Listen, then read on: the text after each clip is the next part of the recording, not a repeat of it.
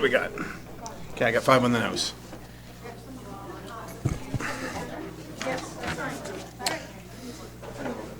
Okay, we're going to get started.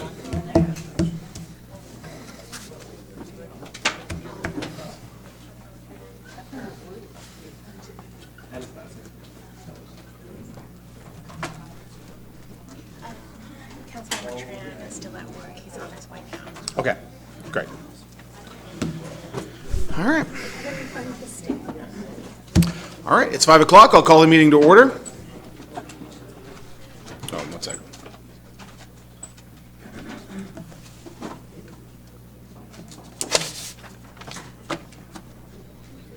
All right, good evening and welcome to the Federal Way City Council special meeting, study session. Would you all please rise for the Pledge of Allegiance? I pledge allegiance to the flag of the United States of America and to the republic for which it stands, one nation, under God, indivisible, with liberty and justice for all. All right, welcome everyone. Councilmember Kopang has previously arranged he's got an excused absence. He is out of town. I'm going to have the Deputy Mayor read his statement in just a few moments. Councilmember Tran is tied up at work, is on his way, and I believe our Deputy Mayor's had a brief conversation with Councilmember Moore, who is going to be late and is on his way as well. With that, Deputy Mayor, would you like to read Yes. Councilmember Kopang's? Thank you. Regretfully, I will not be able to attend tonight's study session in person or by telephone.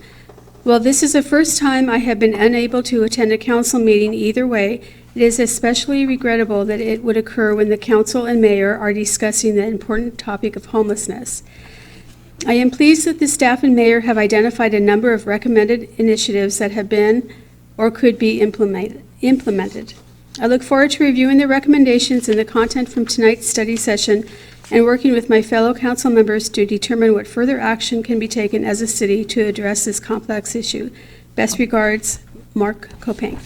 All right. Sounds good. Thank you, Deputy Mayor. Okay, now we're going to have a review of homelessness task force recommendations. First, we'll have staff report from Sarah Bridgeford, our Community Services Manager, and then we'll have council questions and discussions, and then we'll make sure we've got citizen comment. So far, I've got one pink sheet. I would like to, before anything else is said, I would just like to thank the hard work of the task force I put together a year ago that did such a tremendous job in putting these recommendations out. And here to help prioritize them is our Human Services Manager, Sarah Bridgeford. With that, Sarah.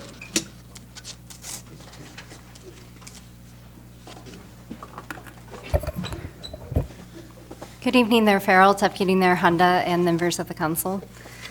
As Mayor Farrell indicated, this evening I will be providing a review of the recommendations, specifically the recommendations that are being prioritized through the staff and their recommendations. The policy question before council is, should City Council approve the Homelessness Task Force recommendations A1, A3, A4, B2, B3, and D5 with staff modifications? We'll go through those in detail again in just a minute. City Council identified addressing homelessness as a priority in 2018, and in April of 2018, Mayor Farrell convened the Homelessness Task Force. I would similarly recognize the hard work of that group of individuals. They did an excellent work in researching and putting together the report and the recommendations. It was a 9-10 month process, and a lot of effort went into it. The recommendations were divided into 2 categories, including A, addressing impacts for individuals experiencing homelessness, and B, addressing the impacts on the community. Some of the recommendations really benefit both groups, so you will see some overlap there, especially as we talk through them. Staff is recommending prioritization of 6 of the task force recommendations. When selecting recommendations to bring forward to City Council, we consider both longer-term strategic needs and impact, as well as short-term actions to present a mix of recommendations from both categories. This is the list of task force recommendations. I will go through the 6 that are listed on top. And we'll get started with recommendation A1, which is expand shelters. Sarah, can you go back just for a second, just so we can just take that list in just for a second? Sure.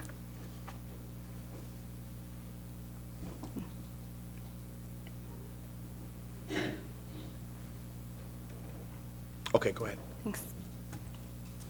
So A1 is the recommendation to expand shelters as gateways for progress. And the task force recommendation was not specific to a target population for increased shelter capacity. And with Fusion's anticipated family shelter in 2020 and the Mary's Place Family Shelter in Burien having opened in 2018, the regional family shelter capacity has increased significantly or is anticipated to. When we look at where gaps still exist, while there are certainly likely still gaps in family shelter even after Fusion opens, we would say that there are bigger gaps for men and women and for youth and young adults. So the staff recommendation is to move forward with planning a year-round shelter for men and women. Reach Out is a great asset for the community of Federal Way as well as the region. They're open 6 months, and they would recognize that shelters that are not open year-round do not see the same outcomes that year-round shelters do. And so that was part of the impetus for this recommendation being included.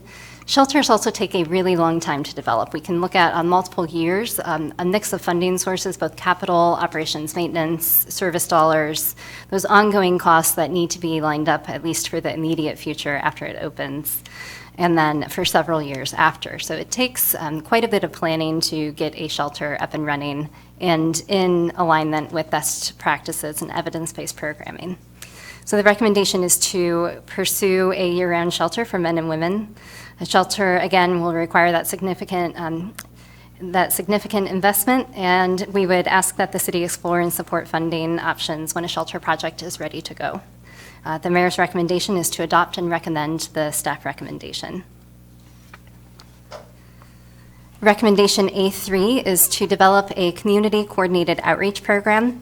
The task force recommended the development of a citywide targeted outreach plan, including outreach teams and connections to coordinated services and housing opportunities. While the task force recommendation was connected to a more involved outreach plan and the recommendation to establish a community coordinated response, without additional staff, there is not current capacity to do the plan and coordinated response. While increasing outreach has funding requirements, it would have direct impact with people experiencing homelessness and is a strategic service. So staff's recommendation is to proceed with a feasibility and cost analysis of increasing outreach programs or outreach program capacity. And the mayor's recommendation is to adopt and recommend the staff recommendation. Recommendation A4 is to create or expand online resources.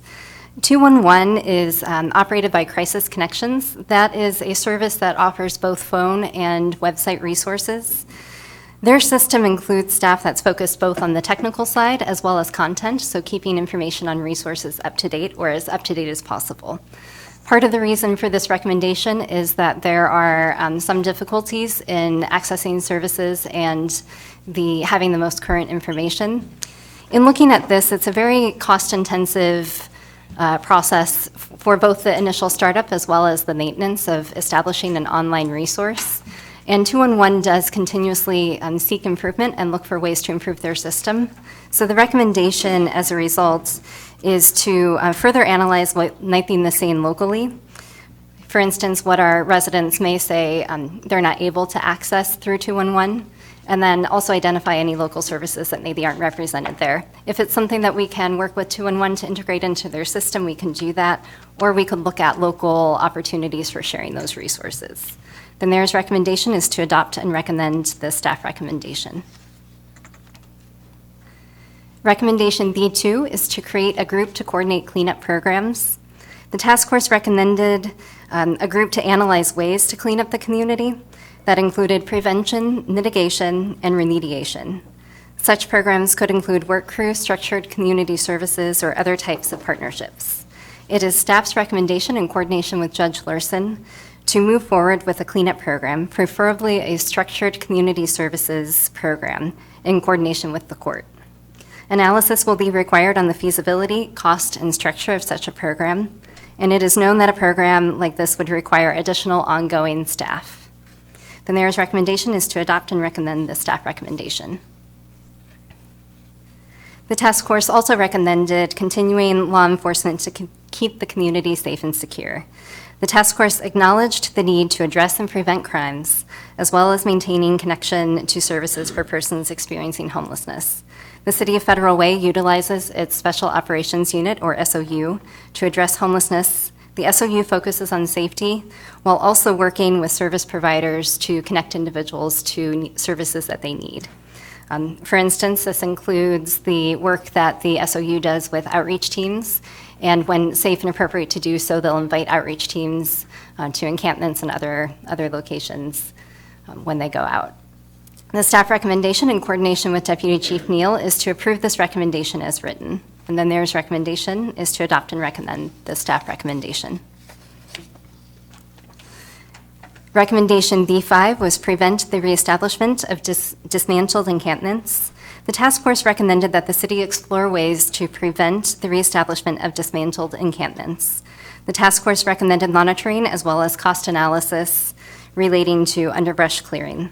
As a first step, the staff recommendation from Brian Davis is to investigate code and fee revisions to ease the process to obtain underbrush clearing permits. The mayor's recommendation is to adopt and recommend the staff's recommendation.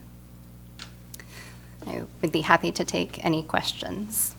All right, council, one of the things that we wanted to do with this in talking with the deputy mayor and making sure that we rolled these out, you really have got two tiers, as you see, of recommendation. One is I refer to as essentially low-hanging fruit, or that we can move on right away. That the next set that we can go back to that first slide are the longer-term strategic issues, and those are not off the table per se, but A1, 3, 4, B2, B3, and B5 that Sarah just went through are essentially ready to go, and that's what we wanted to present.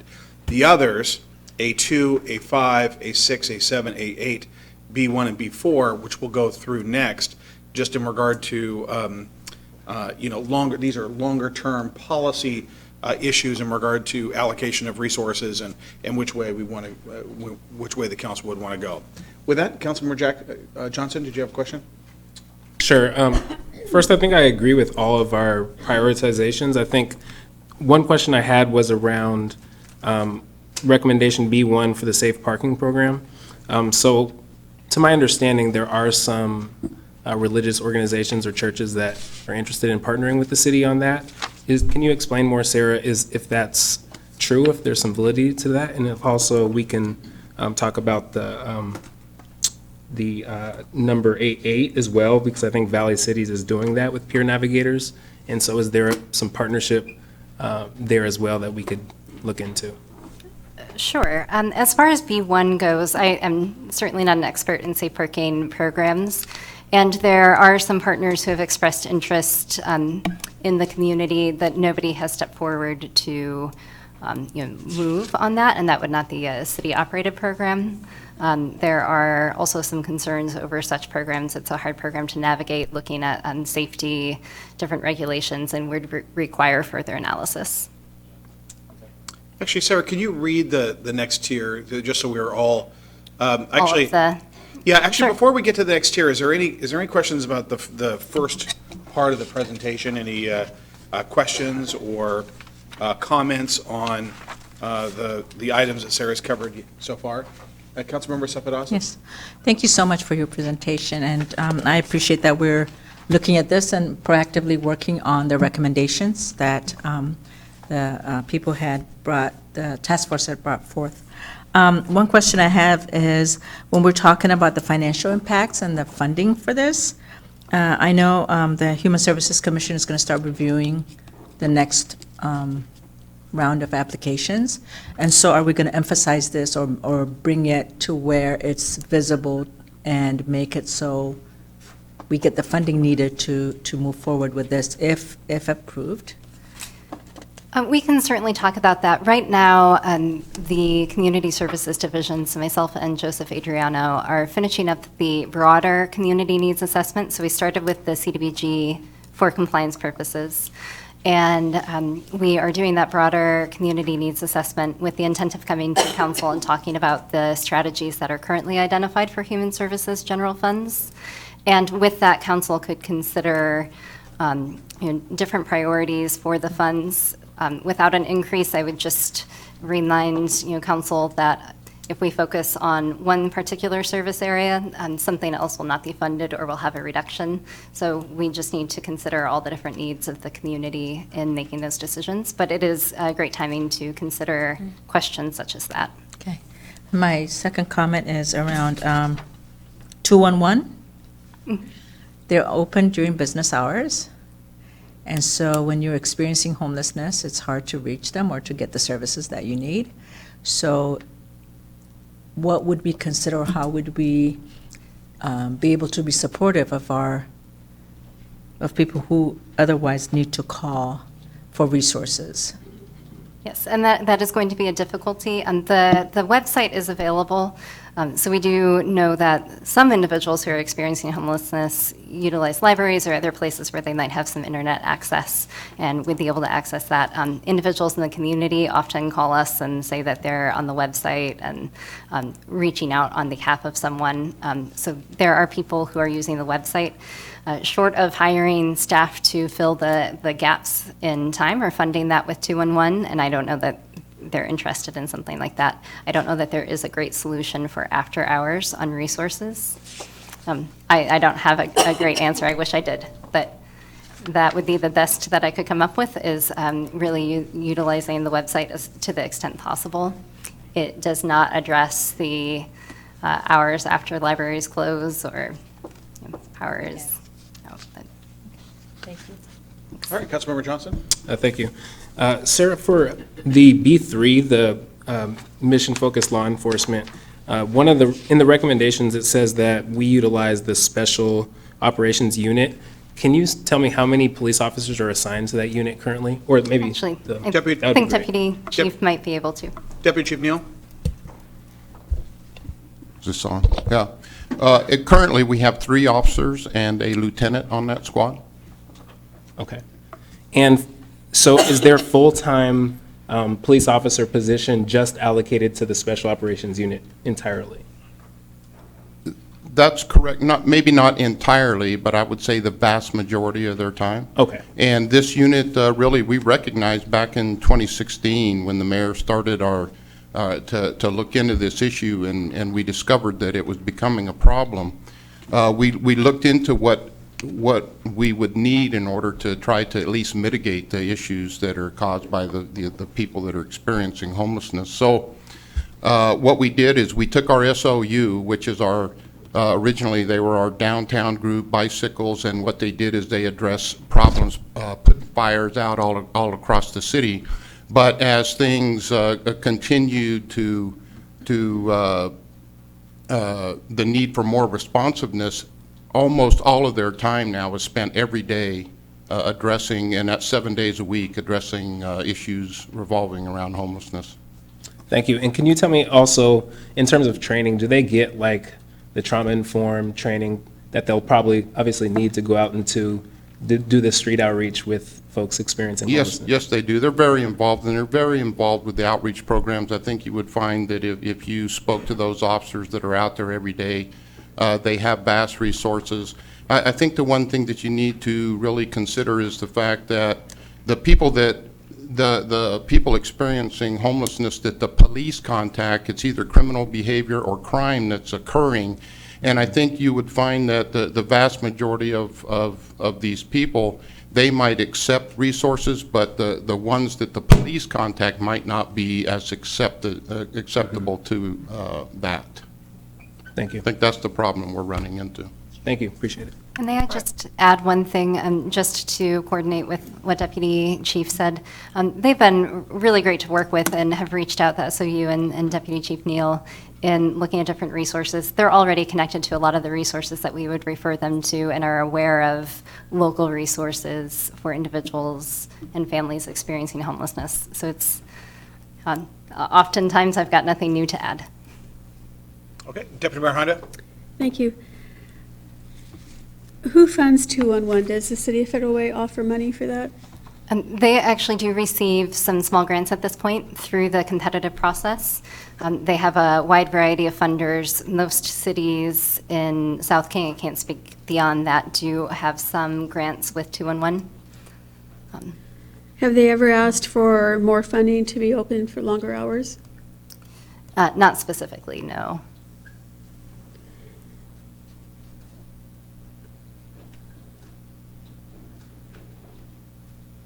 And the police is a special unit just for one shift daytime, or are they operating 24 hours a day? Deputy Chief Neal? They're primarily daytime hours. They are 7 days a week.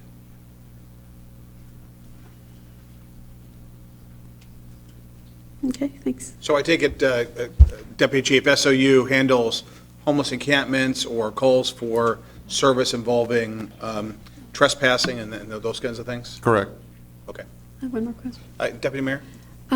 Has the police department ever considered hiring a social worker to go out with the police officers and offer services via a social worker so that the police could have time for other issues? I think we're accomplishing that with the relationships that we have with the service providers now. We're available, we do that often, particularly if we're addressing more egregious type camps with a lot of people. We ensure that we coordinate with those groups. But no, we have no one on our staff, but we certainly have the opportunity to bring them in when we need them. Can you describe what a typical camp is? Is it 2 tents with 2 people in it, or is there a typical camp?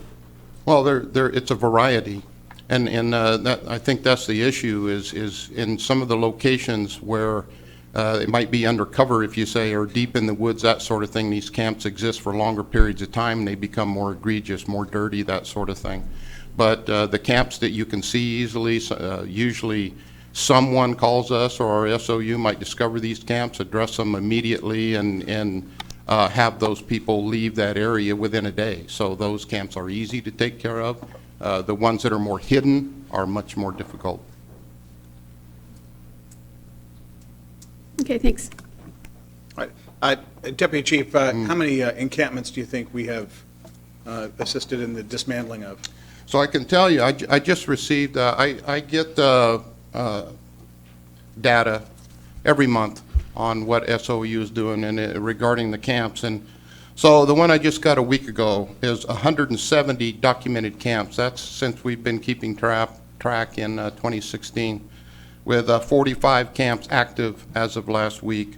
91 have been completely cleaned and are no longer active, and then 34 are inactive, which means they're dirty and they're vacated. In contrast to that, I'm looking at a report, the exact same report from almost exactly a year ago, where there were 67 total camps, 19 were active, 28 completely cleaned, and 20 are dirty and vacated. So you can see the increase, but it's incremental because we just keep track of every one. I have literally hundreds of documents in my files indicating the camps that we've addressed. Could you send that information to council in an email, please? Sure. Thank you. All right. And when you say you coordinate with these service providers, do they ever go out into the camps when you're going through that process? Yes, they do. We have some that contact us regularly. We take them out whenever they ask, usually.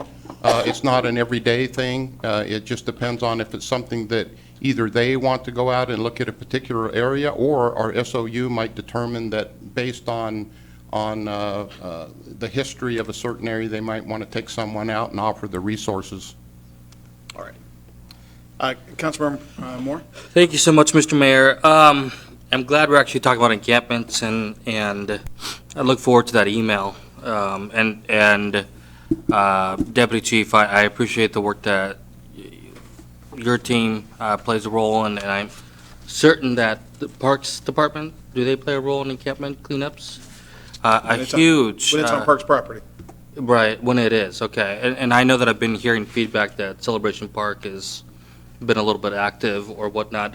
I'll connect with you about that later. But just a shout out to the Parks Department as well, because I know they do a lot of effort.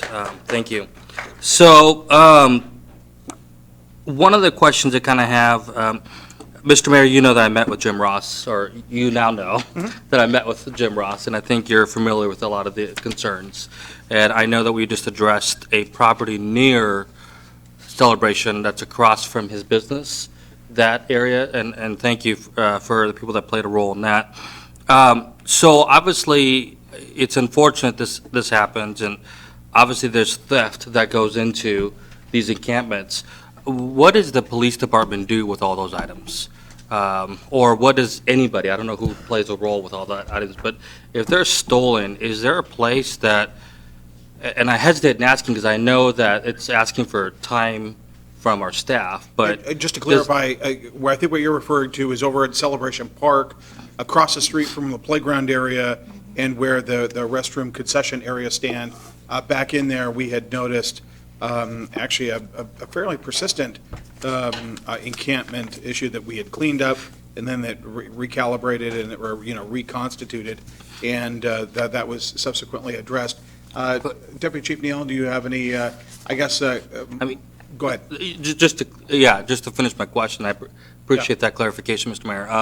And that, what do we do with that stuff? I mean, is there any sort of effort to put into a computer system where people can say, oh, that's my item, I want to retrieve it? I mean, is there any sort of that system in place, or has that been thought of, or whatnot? Sure, it depends on what the item is.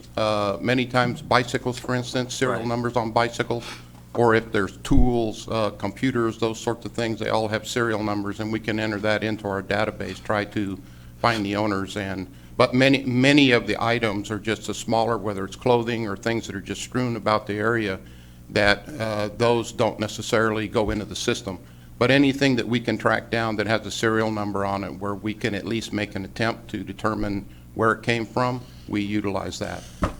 Okay, so if it's like a skateboard or something like that, it's probably not, I Probably assume. not. Interesting, okay. Okay, that's the question I had with regards to encampments.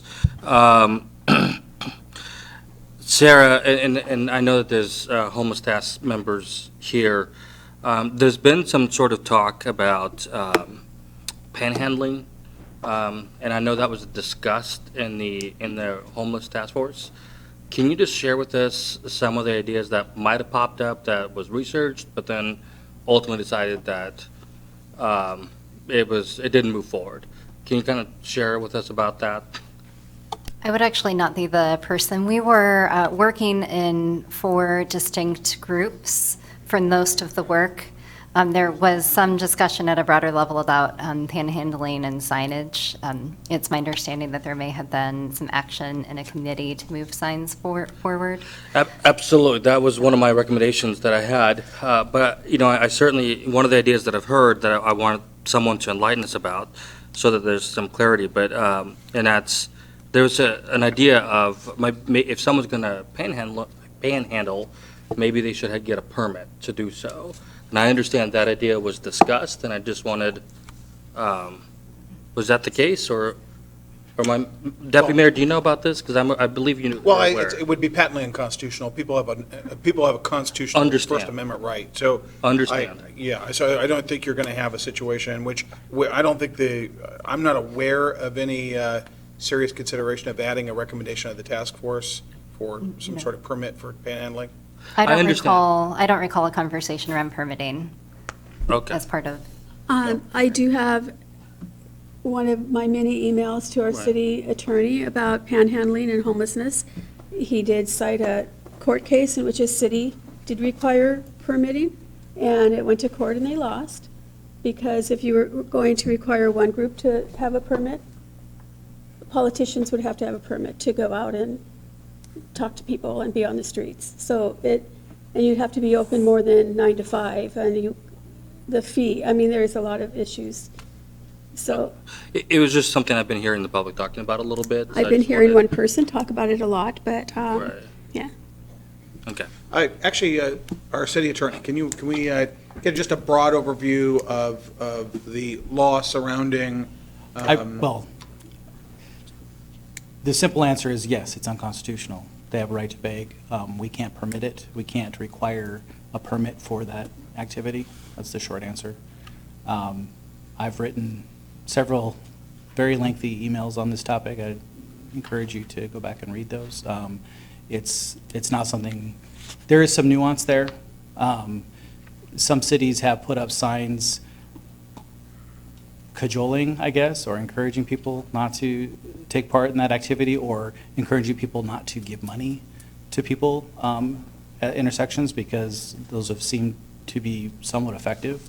But as far as requiring a permit before you can solicit or beg, that's been struck down repeatedly since the early 90s. Yeah. It was just something I wanted to bring forth and, Right. and discuss it, so. Okay. All right, any other questions regarding those preliminary, Councilmember Johnson? Thank you. Sarah, I just had one question around the, I think it's number A3, Community Coordinated Outreach Program. Does that include perhaps mental health, drug addiction, and other services like that? I know that could fall also within A6, delivery of services, but I just wanted to know if that's something that we'll be working on, because I don't want that to get lost in our immediate next steps, because I think those are two huge issues right now that people are facing and people see every day. So can you speak to that a little bit? Yes, and I think you're right. Again, as we made modifications, that A3 being an example, that could be a much broader body of work than what we're recommending initially. Currently, there are outreach teams that do focus on mental health. You know, they get called out in certain circumstances. And I would say that we would want to do an initial feasibility study kind of across the board for outreach and see what's possible for looking at expanded service. I think there's just something to be aware of, that it is expensive to have staff, and to add capacity usually will mean adding a new FTE or a staff person, even for the existing programs. They spend very little time here, and I think mental health should be a part of that. If we don't do something immediately, or let's say we have a competitive application and don't see that come in, we can always come back as we take additional steps in the future and make sure that we capture specific outreach teams in that work. Thank you, because I like to see things as both challenges and opportunities, and I think that that is a challenge with the FTE to deliver on that, but also an opportunity to partner with the Special Operations Unit. So perhaps when we're doing some of this street outreach, if we do have an opportunity to connect both the mental health, drug addiction services with that, when we're doing street outreach, I think that's an opportunity there that we can build on. Deputy Mayor Honda? Thanks. First of all, I'd like to thank all of you all for being here. I was very concerned that we didn't get enough publicity out for this meeting, so thank you for being here. And before we go to public comment, did the task force come up with a cost of what all of these recommendations would be? No, the task force did not, which was part of the reason why it is part of most of the staff recommendations, is to look at the cost of doing Okay, those items. thank you.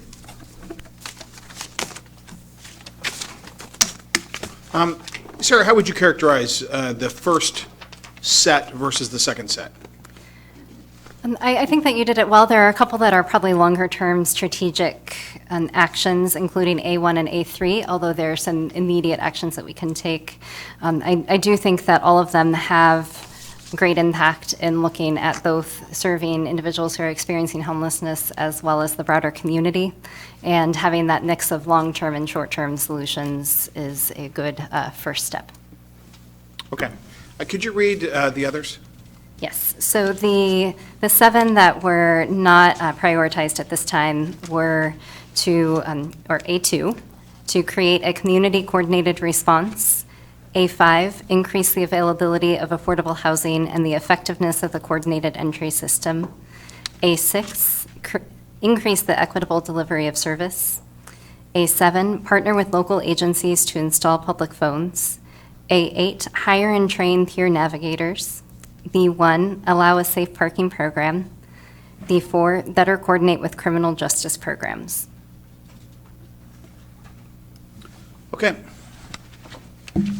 Council, with regard to A1, 3, 4, B2, B3, B5, is there consensus among the council to move forward on those, or any discussion? Councilmember Tran?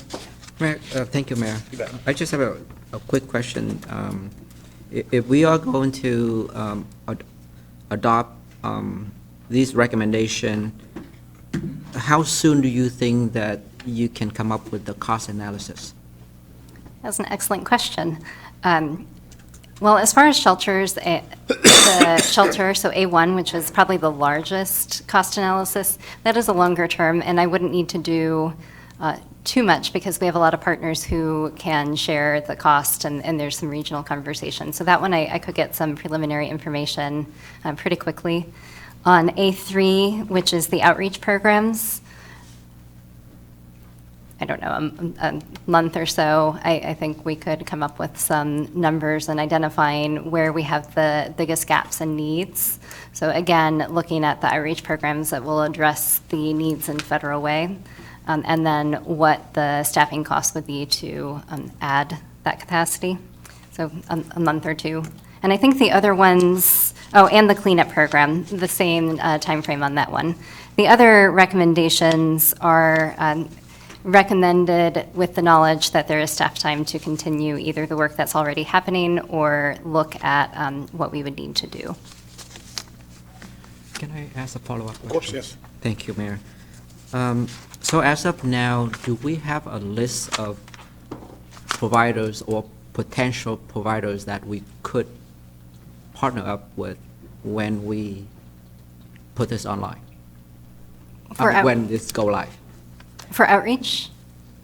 I'm sure that I do not know all of them. I do know some, but we are certainly connected to the right partners to find out if there are others. And we would do a lot of outreach in regards to that. So looking at providers who serve individuals and families experiencing homelessness, reaching out to Valley cities and others who maybe are not the groups that I would initially think of, but we would need to do a little bit of work. I don't think that that would be difficult to come up with partners who'd be ready to apply for such funds.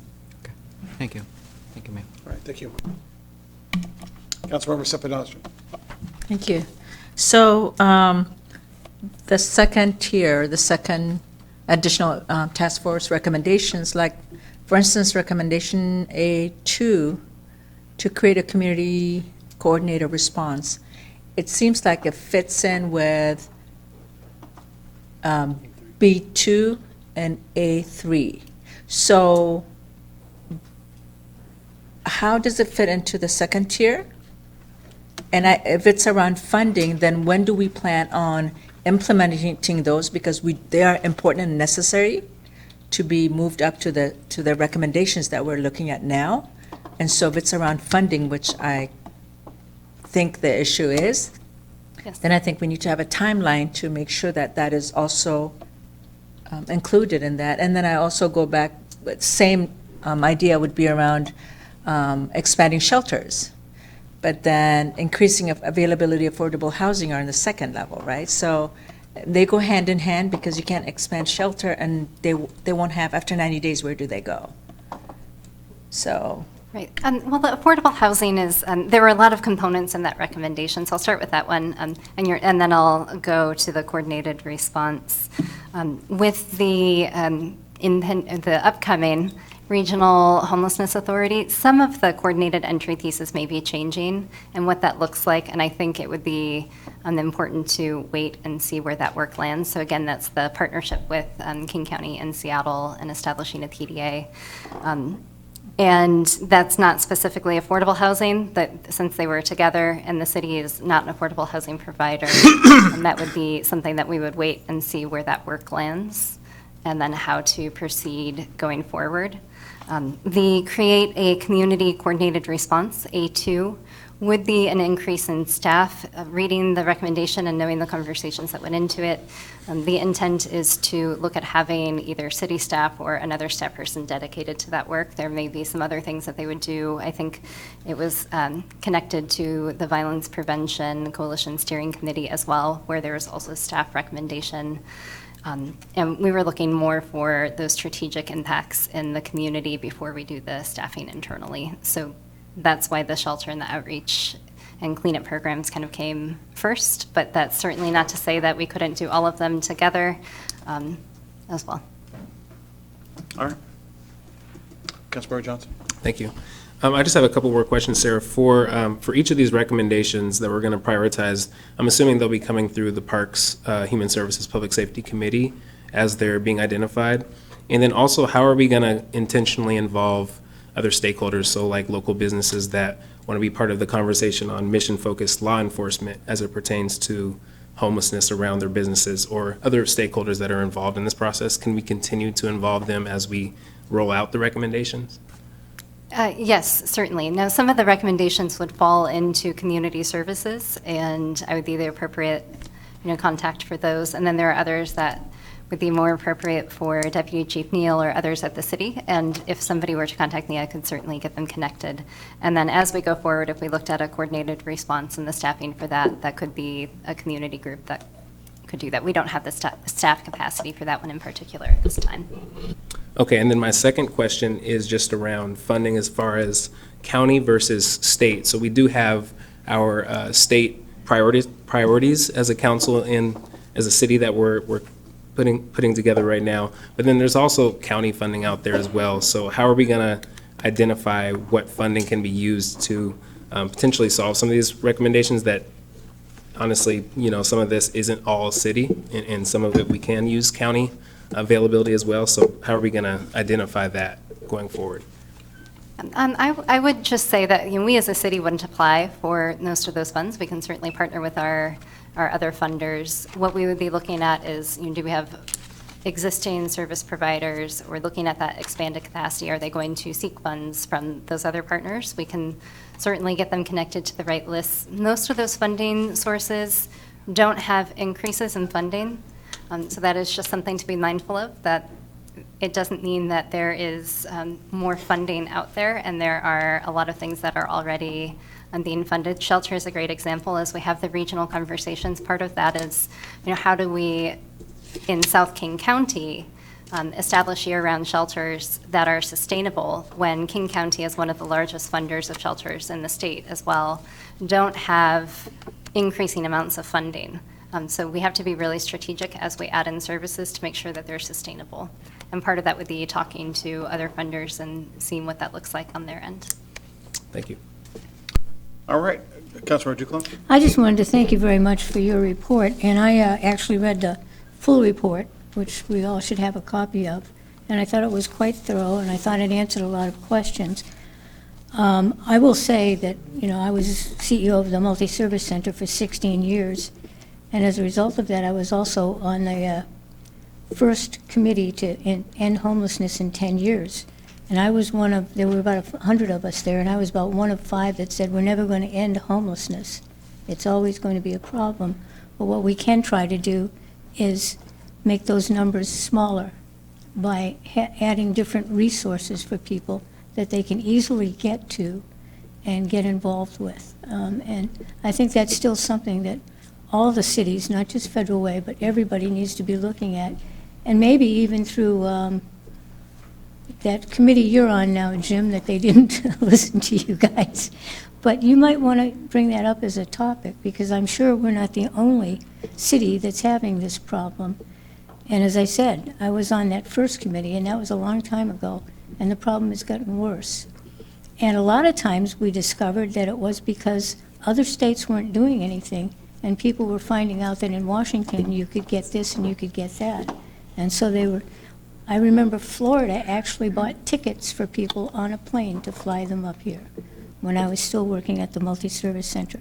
So we're probably never going to end homelessness in this country, but I think we could do an impact on it and provide services to people that really would like to change their status and get back into a program that will set them down that path. And I see Peggy is here. I know that she's got a nice new apartment complex there that people could go into, and several other of the nonprofits are out there to help. So I think if we come together as a group, we won't ever end it, but we can maybe reduce it. All right, thank you. Councilmember Moore? Thank you so much. So obviously, the first section, and I apologize if I'm repeating something that's been said, but the first section is, if I understand it correctly, is what, if the council wants to move forward with it, is what we're going to work on and commit and try to complete, right? As a starting point, yes. Got it. So one of my questions is recommendation number 4, better coordinate with criminal justice programs. I guess that would be B4, the last item.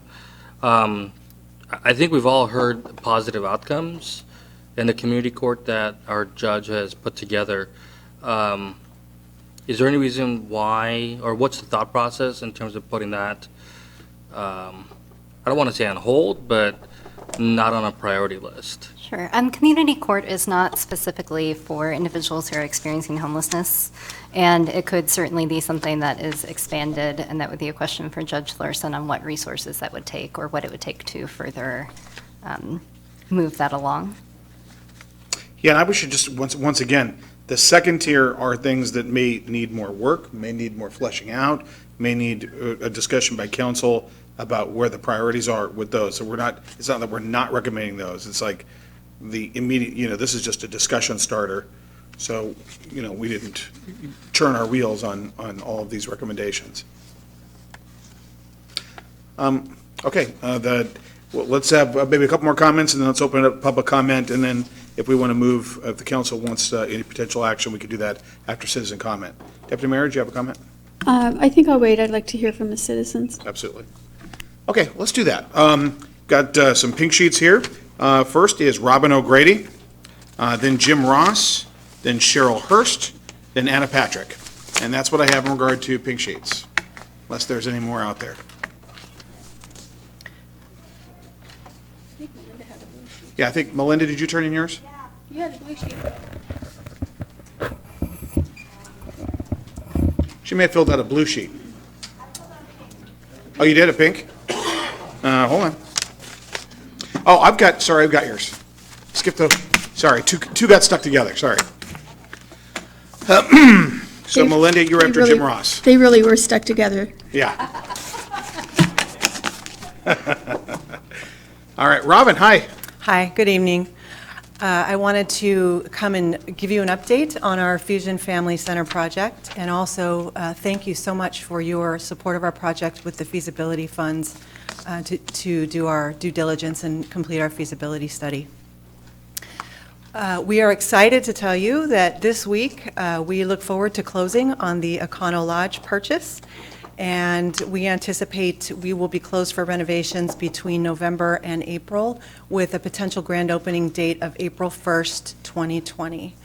We will be serving 116 families annually, 406 shelter beds, 250 of which will serve children, potentially even a higher number than that. And we will be providing services on-site that are based on evidence and best practices, including trauma-informed care. So this is very exciting for us. Moving forward, will be talking with local businesses and providing informational sessions for the community to get more information about this. So stay tuned for that. We'll be putting an ad in the Federal Way Mirror about when those informational sessions will take place, and we'll also be talking with local businesses about what our services will be.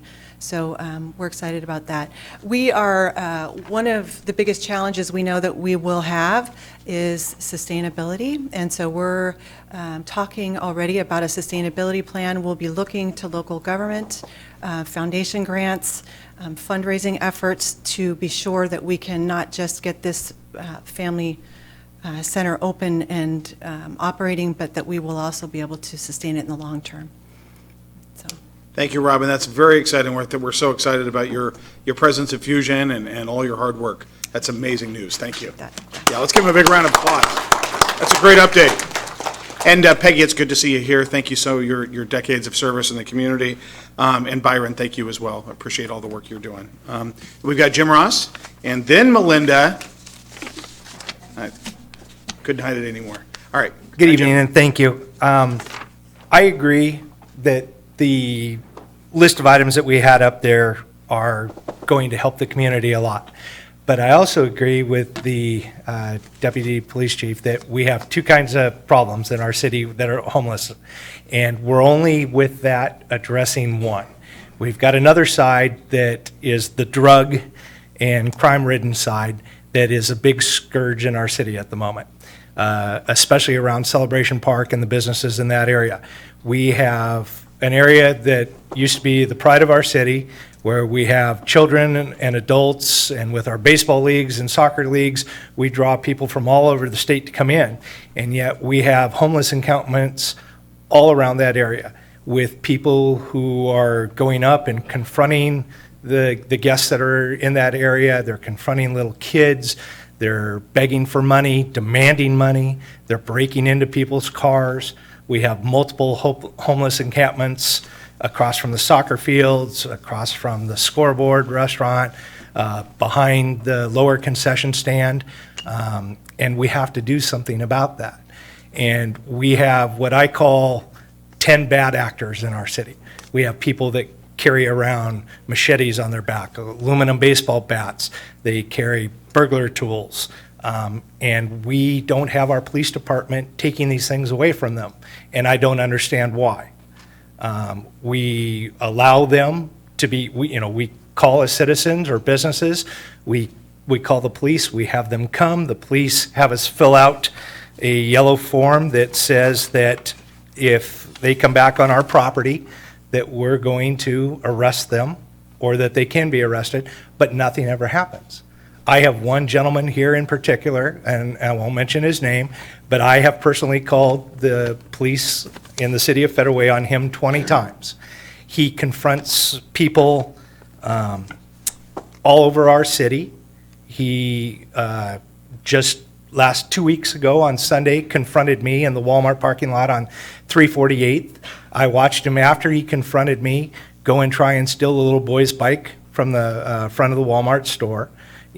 We call the police on this gentleman over and over and over again, and we don't arrest him, and I don't understand why. Well, Jim, I'll get that information. Chief, do you know who this is? Do you know? Why don't we do this? Deputy Chief Neal, can you get this information from Jim? And also, Jim, thank you very much for calling the police. I think it was 2 weeks ago now, where he called the police within just a few minutes. We had people over at Celebration Park, and then we took down the encampment. It was, I think, actually one of the questions that Councilmember Moore had was with regard to possession of stolen property. It was Jim's stolen tent that was being used across the street at Celebration Park, and we were able to. But there's a lot more that's stolen that they have too, snowboards, all these things, and we're not getting them back to the people who are losing them. And that's one of the things that we need to do as a city is create a property room and get the things that are stolen from people back to them so that they feel like the police department in our city are helping them. That's right. Thank you. Well, thank you very much. And keep calling. Thank you very much. And we did the cleanup on 324th today, did we not? Yes. Yeah, so that was great. Thank you. All right, thanks, Jim. All right, Melinda Ruiz.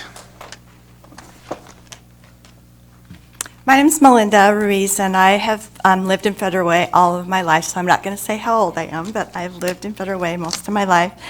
And I currently work in Seattle, and so over the past 3 years, I have received a lot of training because I am on the safety committee for the company that I work for in Seattle, and so I meet with PD a lot in Seattle. So I feel like I am used to the homeless now, for the most part. Here in Federal Way, I believe the homeless are getting more aggressive than they are in Seattle, and I feel that they think they're entitled to the public giving them what they need. I've spoken to some of the homeless because I'm pretty outgoing, and on occasion they do not want the food. I will go buy them the food, but they don't want it.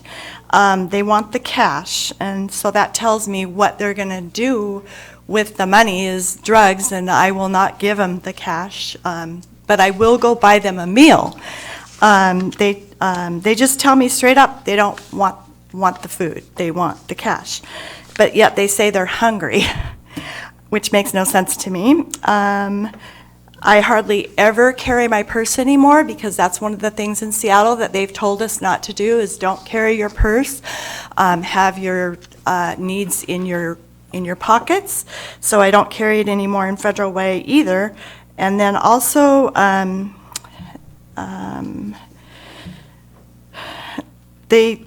sometimes when I talk to the homeless, they tell me that they can do what they want to do because their fear is not being, they won't get arrested. So I've spent a lot of time talking to some of the homeless, especially in front of the businesses that I'm going into. If they're asking me for money, I just have a conversation with them. And I think if we all did that, you'll hear what I'm hearing. Let's see, one morning on my way to work, I leave at 5 o'clock in the morning because I catch the train in Auburn. I did see a homeless person in my own neighborhood about a block away, and I know some of you are probably saying, why didn't you call PD? Well, I was in a hurry that morning because I was running late, and I left my phone at home, so I had to wait till I got to Seattle, and I felt that at that point, it wasn't worth it anymore. But some of the questions that I do have just really quickly here is, what percentage of the homeless are mental health issues or drug-related that we have here in Federal Way? Also, does PD see that the homeless and mental health in Federal Way are getting more aggressive? And then a lot of people aren't out walking anymore, I don't feel. And so what can we do to get them safe, or though they feel safe? All right, thank you, Melinda. Chief or Sarah, where would we get some statistical information about, I know obviously drug addiction and mental health obviously are co-occurring, and often one leads to another. Is this something we want to maybe do a little bit more research and provide to Ms. Ruiz? Yeah, I think that would be very difficult. The other thing that I always like to try to talk about is the fact that we, as far as the police department's concerned, we're only contacting a certain part of the demographic.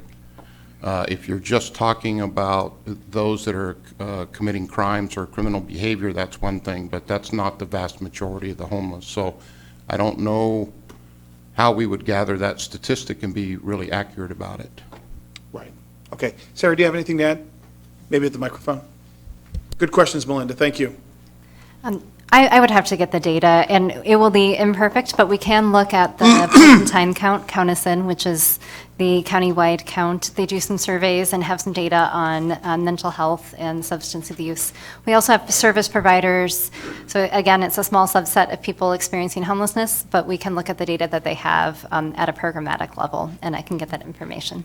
Yeah, we hear a lot of debate on that, and there's a lot of discussion about, obviously it's such a multifaceted issue. You do have mental health issues, individuals whose lives have come unwound for, various reasons. You have, people who essentially, have one hard luck situation after another, and then obviously then you've got layered in there the chemical and, drug and alcohol issues that either were present before or that happen after. And so then you've got veterans and the issues, that we've got the William J. Wood Center here. So it's complex. Let's provide, council and Ms. Ruiz with that information, and then we'll make sure that information is available. But we don't want to just kind of throw some numbers out there. Melinda, with regard to your question about making our city safer, we're working on that every day. It's part of what we're doing right now.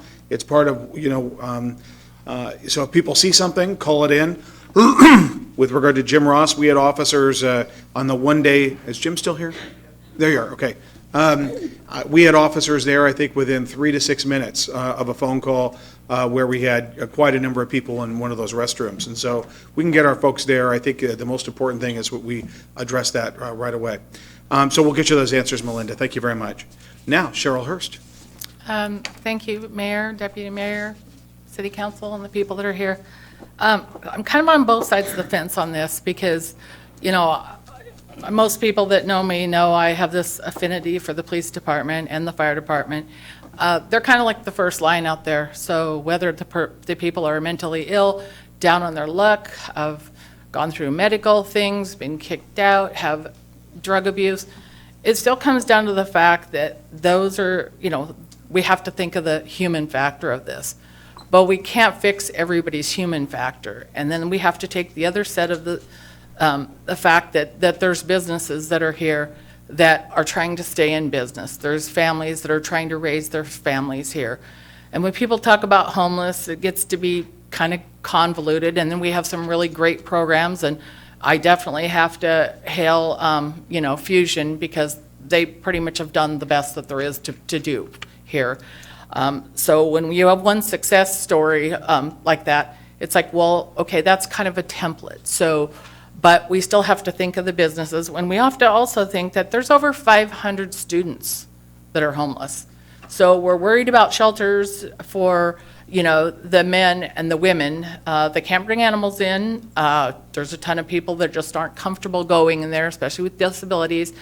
And then there's people that have nobody for young kids. So, it's our babies that we kind of have to worry about. But back to the recommendations, we have the A8, hire and train peer navigators. Those are the people that actually can kind of go out and dissect. You can have all you want in your head and all you think, but as somebody that's been in and out of camps, did feedings, from 2013 on and off, been around business people, been around all this different thing, there is a whole different subset. We can't help everyone. So at this point, my theory is like, if you have to have, a multitude of people out there, having just trash everywhere, that's just puts me over the edge constantly. And, there's Department of Corrections, they have it set up where, they can bring people out. If we could set up something through the courts and with the nonprofits to actually get people out there and, have the nonprofits set them up to say, okay, we're going to sign off your community service. They can't afford to pay their fine. They need to be doing something. And then we also have B3, mission-focused law enforcement. The law enforcement really need to have a strict situation to say, guess what, you have carte blanche to enforce the law as what's on the books, not what you guys decide day by day. It's what's on the books. And then also B4, and I'm talking quick, better coordinate with criminal justice, like they had mentioned before, community court, there's various things like that, to be able to kind of go through the courts and say, hey, what can we do with that? And last of all, the preventing the reestablishment, it's like whack-a-mole. I'm sorry, it's like you see a tent, you see this, then it's gone, and 4 months later, it's back again. And, the reestablishment, the city and the private property owners can't afford $15,000, $30,000, $40,000, $50,000, $80,000 to clean their property up. So, like I said, it's both sides of the fence. I really think you need to dig down a lot further in some of this before you seriously decide all the recommendations. All right, thank you very Thanks much. for the extra time. So Anna Patrick, Betty Taylor. After Betty, we've got Erica Norton, and then Tracy Jones. Anna Patrick. Thank you, Mayor, Deputy Mayor, Council, and public. So I just kind of jotted down some notes.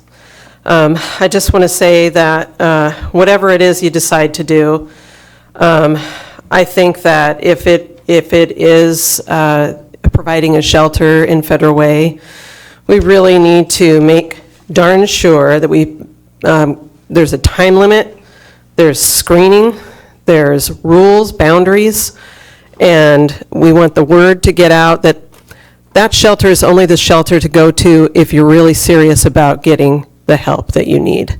We have the New Hope Church in our neighborhood, and we talk about trauma in homeless families. I'd like to sort of address the trauma that it creates in a community when this type of shelter shows up in your neighborhood. We had that there for, 10 years. It's still there, but it's gotten a lot better. But we had, I took my kids to the park. We had a park filled with tents. I didn't feel safe taking my kids there. Shopping carts all over the neighborhood. The crime. So I decided, because I got a lot of pushback. People were telling me I'm really heartless and, I just, need to understand the way things are. And I had a pretty good picture in my neighborhood, but I felt like I had to gather up some data to show people. So I have tons of video footage that I'd like to share with you. I can put a slideshow together so you can see what it's really been like in our neighborhood. I also got data from the police department and Valleycom and put that together. I was pretty shocked myself. I knew it was pretty bad when we had that women and children shelter. We had, prostitution going on in our neighborhood. We had drug addicts high as a kite walking by our front yard. These are the people that were in the shelter. I saw one family that we were set out to help that was walking into the trap of that shelter. When I dug up the data, it looked like maybe there was a rape there, based on what I gathered. I'd be happy to share that data with you. I think it's important that you take a look at it. Our neighborhood has been traumatized. There are family members in our neighborhood that have been traumatized. So while we talk about the trauma of the homeless, we need to also look at the fact that this is traumatizing our communities. And, if you have a drug addict in your house, at some point you have to say, sorry, you got to go. We can't have this destruction here. So whatever it is, we need to, and I fully support the fusion, and I think that's really the way to go. We have a family community here. We need to house those families and children. That should be a priority. We also need to prioritize preventing the encampments. Online resources should be a pretty easy thing. And of course, housing families should be the first priority. And if you are looking at shelters, I suggest you look at Betty's Village in Eureka. There's a good model. So that's all. Thank you very much. Sarah, can we look at that? Betty's Village in Eureka. All right, Betty Taylor, and then Erica Norton.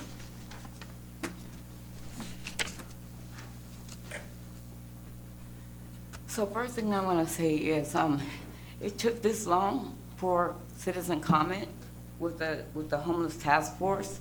It took like 2 years, and then we have citizen comment.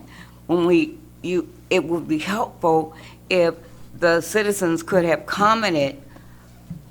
If the citizens haven't had a chance to even comment before, instead of now, because it's like now it's too late. Everything is all said and done. It's all in gold, and so now we have citizen comment. And to me, that seems so weird, because we wanted it in the beginning.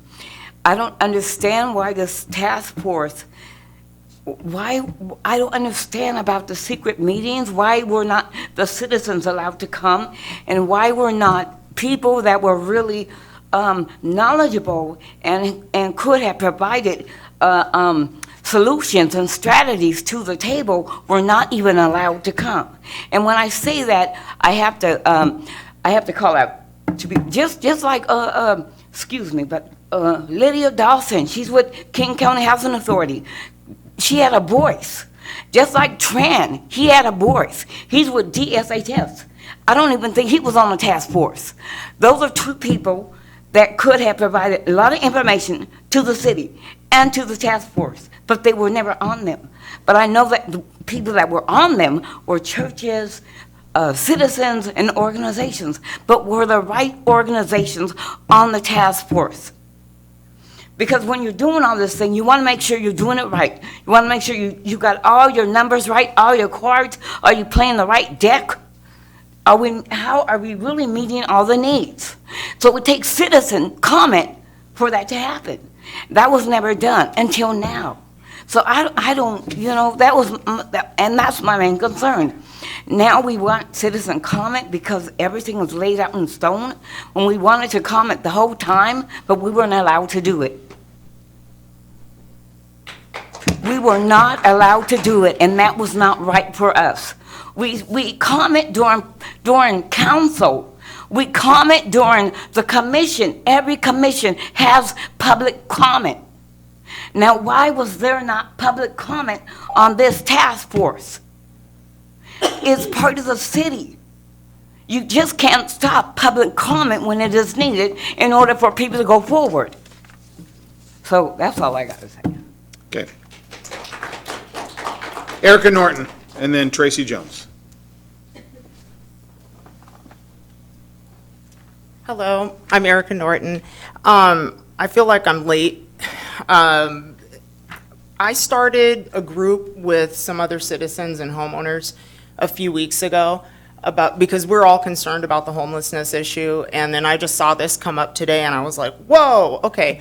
So one thing I have to tell you is I don't understand why A6 isn't the #1 issue at hand, because what we have here is a drug addiction epidemic. We don't have a homelessness epidemic, we have a drug addict epidemic. These people are all on drugs. And how do I know? I'm in recovery. I've been in recovery for 13 years. I grew up in a family that was homeless because my parents were drug addicts. I own a home here in Federal Way. I love Federal Way. I think this is a beautiful city. I brought my daughter here, and I love living here, except now I don't feel safe walking down my own street. And let me tell you something, I know my people.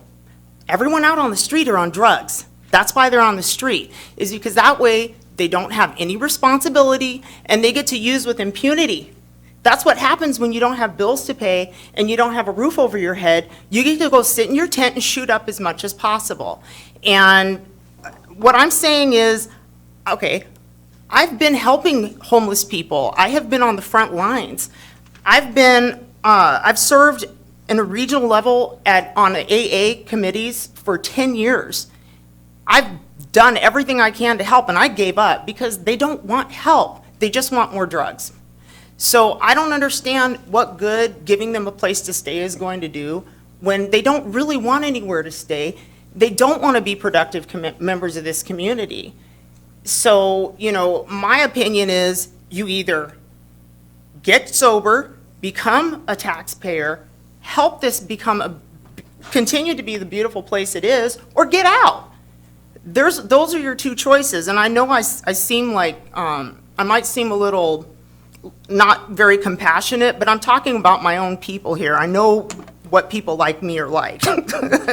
These people are having mental problems from drug use. Drug use causes mental problems. If they stop doing drugs, I'm willing to bet all the mental problems are gonna go away, because that's what happened to me. So as a person who I owned an Oxford home, and I helped people get off the streets. I worked for Multi-Service Center. I'm a vendor with Multi-Service Center, you guys. I know firsthand what this is like, and I think that A6 needs to be at the very top of what you guys are, instead of being on the second tier. You really need to look at helping people get off drugs, because no matter what you do, if they're not off the drugs, there's nothing you can do for them. All right.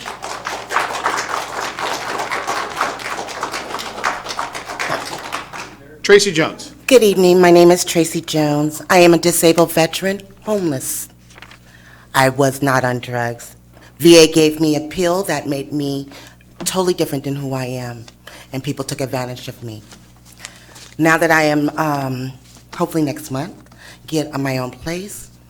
But in March 2019, I opened up the Shepherd's Transformation Mansion homeless program, which is for people of color, sustainable transition community. We would like to open up a community by every major hub city, because we as homeless people do not have vehicles to get to our appointments or even to drug interventions. We will have 90 days for them to come in, get settled in, house first, safeties first, and then once we get them settled into their apartments, they stay there, go on a 90-day, and we will partnership with the 90-day community services of mental health and drug abuse. And if they have children there, we will have them in the foyer where the youth are, the runaway and the homeless youth. They will stay there and get peer-to-peer counseling of how it feels to be on the streets while their parents get drug addiction counseling. They come back in, they're stabilized in that same home, in that same school district, so the children will never have to miss school like I did. Once we do that, we get their parents into college. Once we get them into college, we will go ahead and on-site get them into education, on-site get them into career. It is all in one community. How can we sustain ourselves? Downstairs below the apartment complex will be our mental health counselor, our dental. We will have our grocery stores, but from the farm that we can graze, that we can teach children how to farm and grow their own products, and they will have good nutrition. How else can we have it? We will have the beauty salon. We will have that would help them with their, once they go into their interviews. When we would also have a clothing store there. Secondhand clothing, we already have on staff, master seamstress that will fit the clothes for them for their interviews.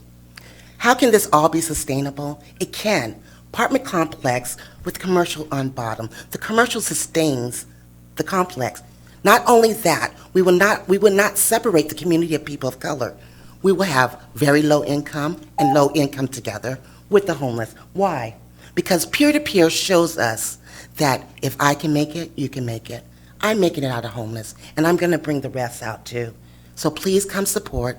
Teach me how to be partner with you so that I can get, like they have, the motel, and let's get started. Winter is coming. Last year, because I was so bashful, a 7-month-old baby died. I almost committed suicide because of that, because I was so scared not to say anything, because I am people of color, and I am homeless.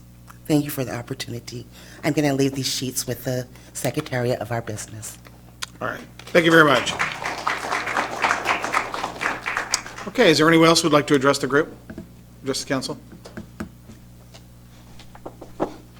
Come on up, and then we'll have you, come on up, and then we'll have you, Dana first. And then Dana, when you get done, can you fill out a pink sheet? Okay. And then, do you have a pink sheet ready? Okay. Oh, okay, they're being passed over. Okay. I just don't have it yet. All right, Dana Holloway. Hi, Dana Holloway. We all know we have a problem. It's not just unique for Federal Way, it's King County, it's regional, and I don't think anybody has the answers. So I'm glad that we're trying to look at that. I looked over the big report, and I also looked at the recommendations, and just wanted a few of my comments. One of them, the concerns that I had was that, and it's not necessarily in the top 6, but it was on Appendix B, shelter affordable housing. And one of the comments was include private property owners rezoning to allow shelters sited on private properties or current vacant city-owned properties. And sort of like what Anna Patrick said earlier, I think the city has to be very cognizant of providing shelters, especially if they are low-barrier shelters in any neighborhoods or schools or any of those kind of areas, because by helping out the people that need the help, you're impacting other people that I don't think you really would mean to do, so that's something that would have to be looked at. As people have said, when you have a mental health or a drug or abuse problem with, you don't always seek out help because you only want your next fix. The concern is that putting those in certain areas, especially neighborhoods and around schools, that's dangerous. And we have it today, and we heard from Anna Patrick on that. The other thing I thought was very interesting was that we and our court down below, in the municipal court, assign people to work off the work crew, whether it's because they can't pay the fine or if it's an alternative to going to jail. I was shocked when I had found out that even though we sentenced them, they go to Seattle to do their work crew activity. And we know that we have a lot of problems around the city, whether it's garbage or whatever else. Things now that because of the labor rate went up from the state of Washington, some of the things that can't be done by our park department for mowing and edging and all that kind of stuff. I really think that the city should look at why we shouldn't be able to have the people that are going to be doing work crew work in the city of Federal Way where we need it. And it's the portion about panhandlers, it's known by quite a few people that some of these panhandlers aren't homeless, even though they talked about it in the report. Some of them, it's just a scam that they do. They drive their cars, and they go to different cities, and they stake out once a month. They go to different areas. So if we decide to do something about panhandling like they had in the report, then there has to be some kind of fair out process to make sure who should be included in the program that actually can be helped and not just some scam artist who wants free money. Thank you. Thank you. Lori Lucky. And then John Michael Hicks.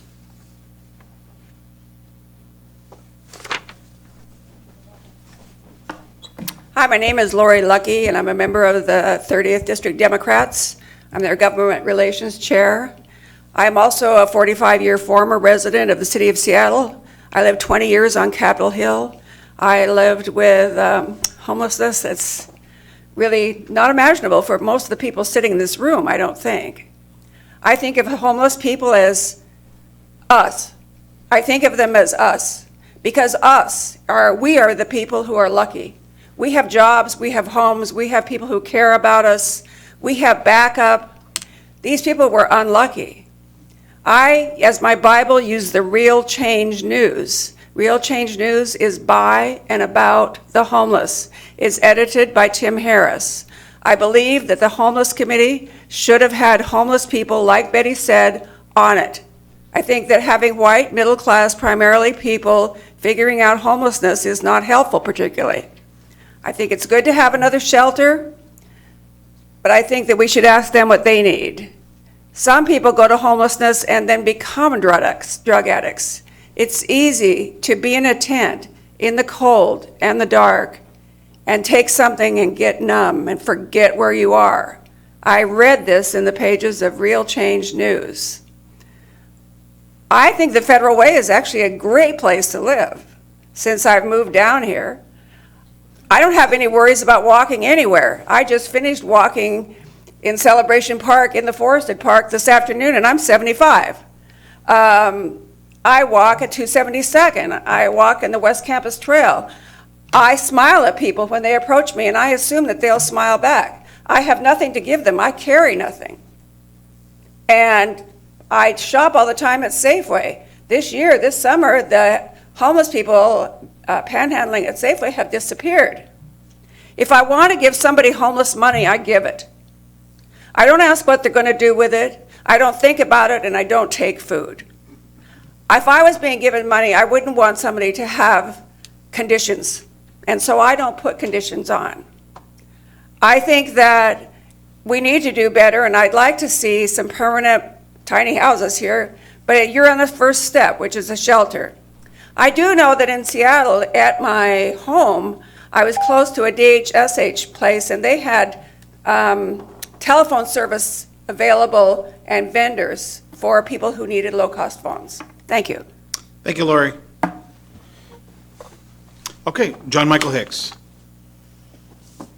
And Lori, the day center on 13th Place does have, something that we've been helping on with regard to phone service. Right there, John.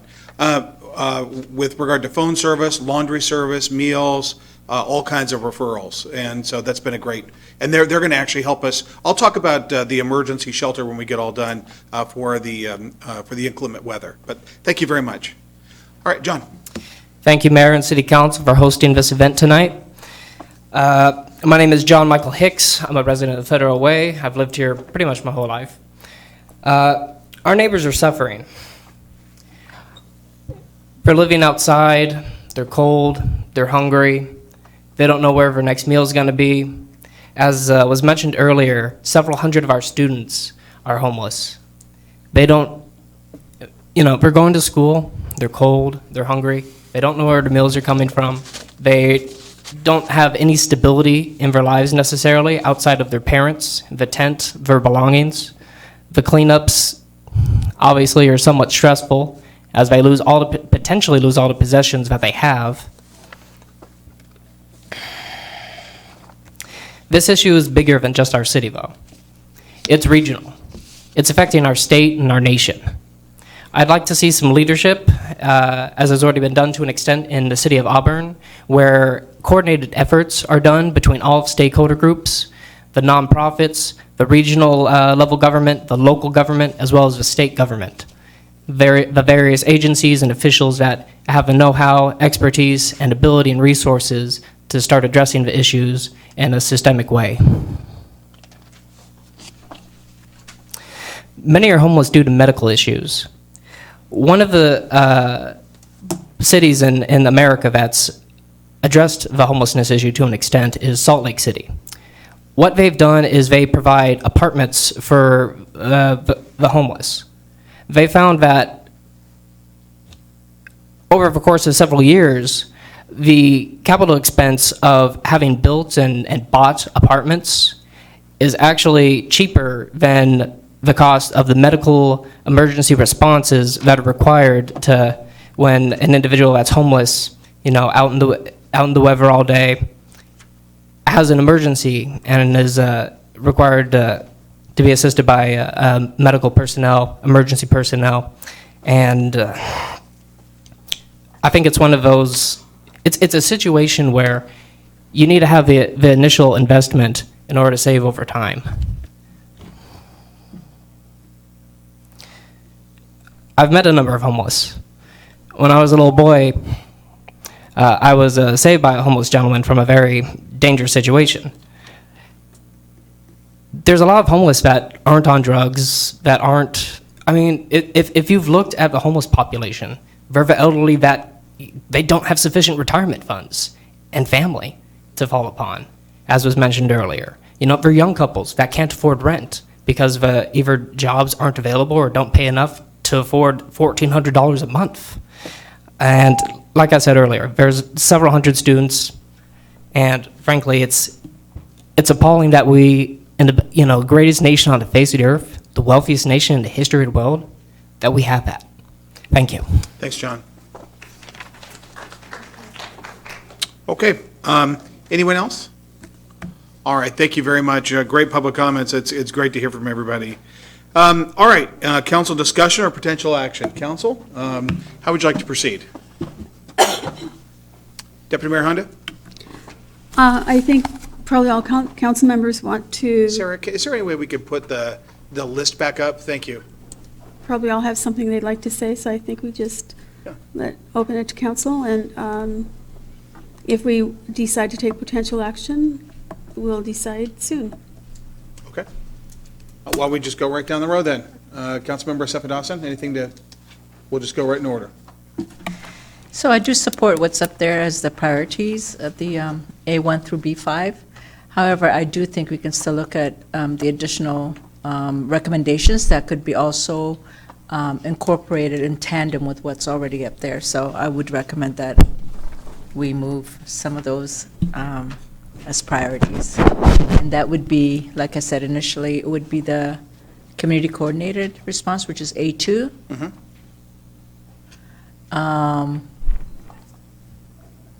Actually, they're all important, so. They are. But definitely, I think there are some that that could be worked in tandem with what's already up there, if the council agrees on that. Okay, great, thank you. Councilmember Johnson? Thank you, Mr. Mayor. I do think that, and I mentioned it earlier, the equitable delivery of services, including mental health, drug addiction, should be in the top recommendations that are prioritized. And it kind of goes along with what John Michael just stated, initial investment for long-term outcomes. And so I think if we start looking at that as an initial investment and what that can mean, county, state, city, all combined, I think we should look at that and not wait on it just because it's difficult and it's more sweeping reform. But I think we do need to look at trying to tackle that right now because it is an issue that I personally feel like citizens care the most about and are emailing me a lot about. And I hope that I answer every email that I get, but I hear about it enough. And so the mental health, drug addiction services have to be in our priorities, I think, as a council going forward. But the rest, I definitely agree with. I do think there's an opportunity to maybe strategically and intentionally look at how we utilize our 3 officers that are currently working on street outreach and partnering with them with social workers that work in the county on these issues. I know over the summer that the deputy mayor and I met with Union Gospel Mission as well as Salvation Army, and I think that they're already doing some work for folks that are in cars, but I think that there's some opportunities there as well to connect some of those King County funds with South King County, because I think as the furthest south King County city, oftentimes we get overlooked. And I think we have to do a better job at partnering with those county funds. And then finally, I'll just say, I think that for a coordinated response as a community, it's going to take a lot of effort from everyone. And so I do hope that as we proceed with looking at these recommendations, we do involve small business owners like Jim Ross and other citizens as well. So I think adding A6 and then continuing with the other recommendations. All right, thank you. Councilmember Tran. Thank you, Mr. Mayor. Before I go into specific on the recommendation, I want to acknowledge the worry, the frustration that you all share with us today. But I want to offer a different perspective, and that not all homeless people are criminals or drug addicts. You know why? Because I was one of them. I was homeless and lived in refugee camp in middle of the ocean, in middle of nowhere in Malaysia for 9 months when I was 17 and my sister was 12 years old. At the time, I wasn't looking for a handout. I was looking for a hands up so that I can learn and study and become a productive member of society. I wasn't involved with drugs. I wasn't. It wasn't my choice to be homeless. We escaped from Vietnam to avoid persecution. These people who live on the street that we might think because of their choice, but some of them are not because of circumstances. Some of us, we are only 1 or 2 paychecks from being homeless. So I share that with you. It's very personal to me, but to remind all of us that the homeless people are human beings too, and they deserve our help. Like I said, some of them are truly, truly homeless, and they truly need help. So for some of us, try to lump everybody together as criminals, I think it's not fair. Look at me, 30 years plus later, I have a good job. I managed a state agency here in town that put back into the community million of dollars every year to support local businesses. And with your trust, 2 years ago, you voted me to this council, 7,500 of you. So all I'm asking you is to please search in your heart and perhaps change your view on the homeless people, because they are not, all of them, not bad people or criminal. So with that, I'm very comfortable with the recommendation of adding A6 that Councilmember Johnson proposed. I think prevention is very key. I worked with DSHS for the last 28 years. I've seen people. People came to us, different background, different circumstances, and by working with those people, working with my staff, I can see that prevention is very important. We need to give that a chance. Safety obviously, it's very important. We need to keep our community safe, and I'm fine with that. But we cannot arrest ourselves out of this problem, regional problem, statewide problem, nationwide problem. We just can't. So my focus and my recommendation is gearing toward more prevention than just law enforcement. So that's my recommendation. Thank you, Mayor. All right, thank you. Deputy Mayor Honda? Okay. Councilmember Moore? That's a tough act to follow, Mr. Mayor. Councilmember Tran, thank you for sharing your story. I know that I've heard it a couple times, and homelessness is certainly one of those topics where we're all impacted one way or another, and we all have those powerful stories. So thank you for sharing that. I think you're absolutely right that there are homeless people that want to get the support and definitely want to seek the help. And I think there are stories of that. We heard, I apologize, I don't know the name, but looking at the back row, I'm not sure what your name is, but you shared about how you were homeless, and now you're out of it, and you're working towards the cause. And there are many, many good stories of that nature. But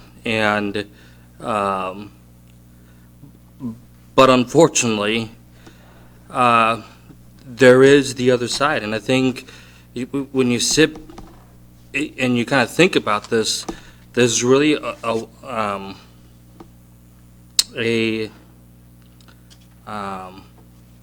there's a frustration, because it's the ones that are wanting the help versus the ones that just don't want to and don't care at all. That, I think, does exist in our community. We have people that have experienced that. We have people that experience both things. I'm trying to be fair in what I'm trying to say, But I think, and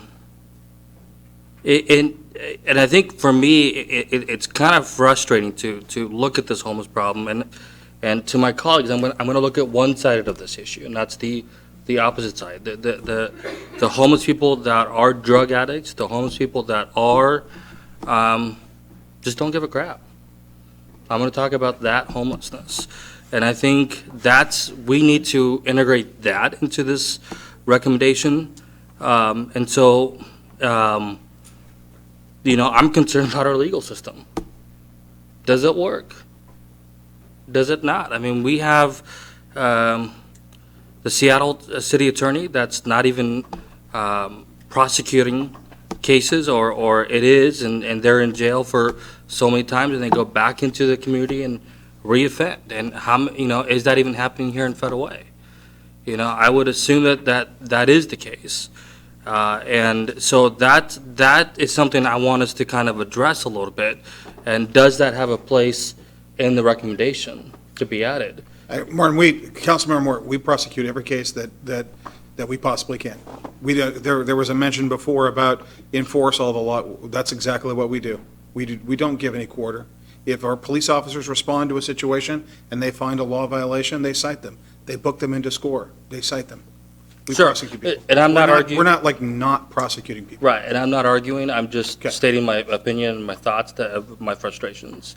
And I think there are citizens in Federal Way that think the same thing, perhaps. And so that's something I wanted to discuss. And I think maybe I'd like to learn more about that, Mr. Mayor, and look into that a little bit more with details. And so, the other part that I would like is looking at the legal aspect, which is when we do prosecute someone, what is the case? I mean, what comes out of it? And so, anyway, so I think the legal system is where I'm kind of concerned at and want to kind of look at. And do we need to look at some of our ordinances to kind of look at our fines? Do we need to make that a little bit more stricter?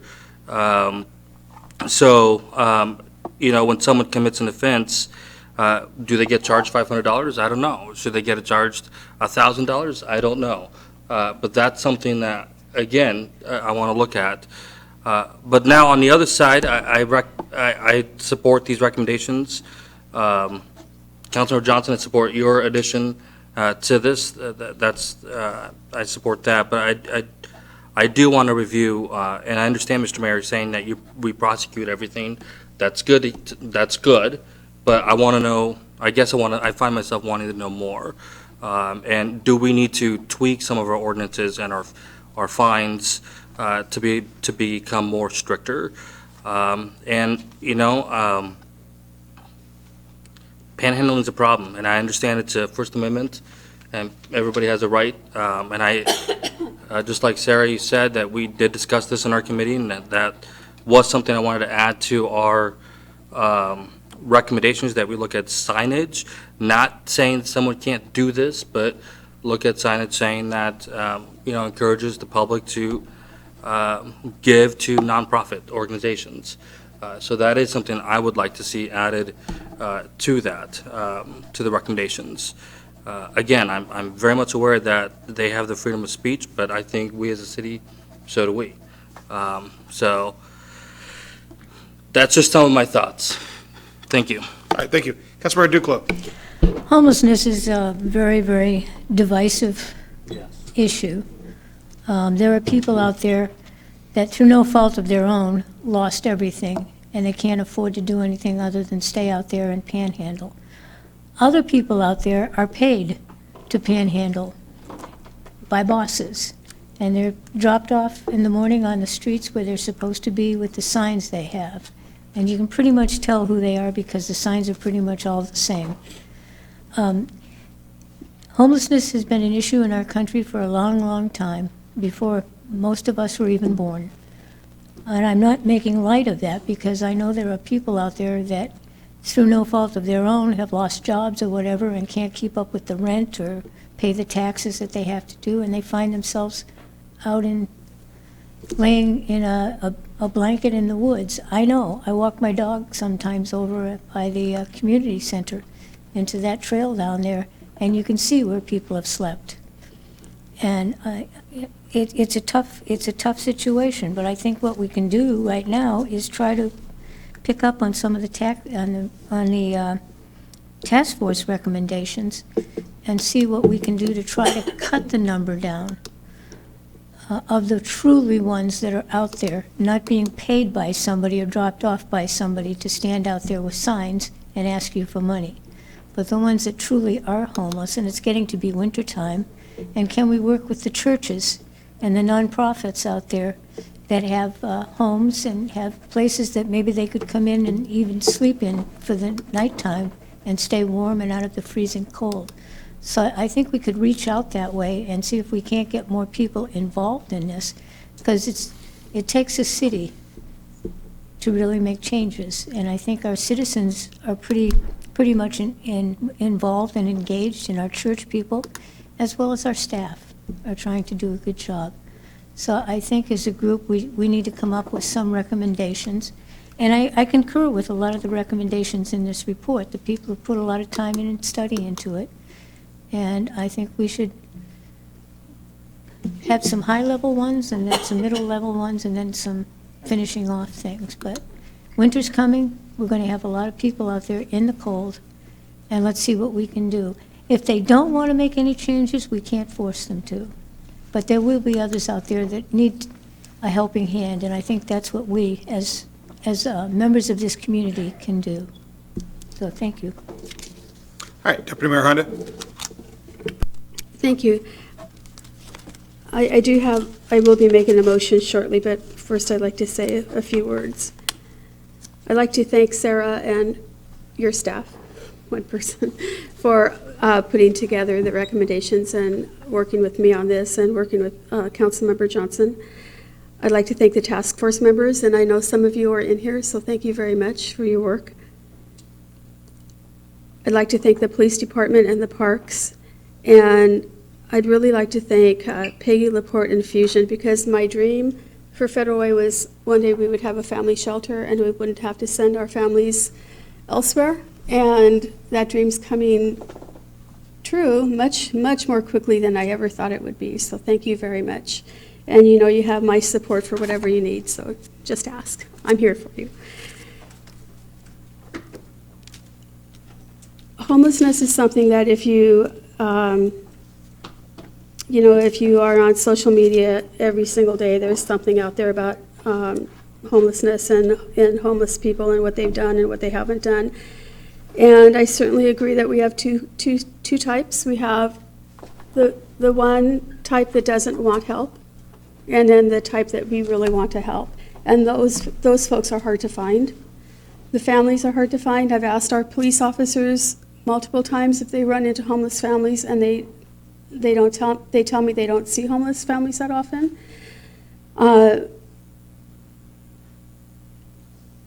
But yet the homeless folks that we're seeing in our community often are the ones that are causing issues. They're causing issues with businesses. They're causing issues with citizens and making citizens feel unsafe. And so we have two different problems. The task force recommendations pretty much, in my opinion, work with one kind and not the criminal aspect, I would say.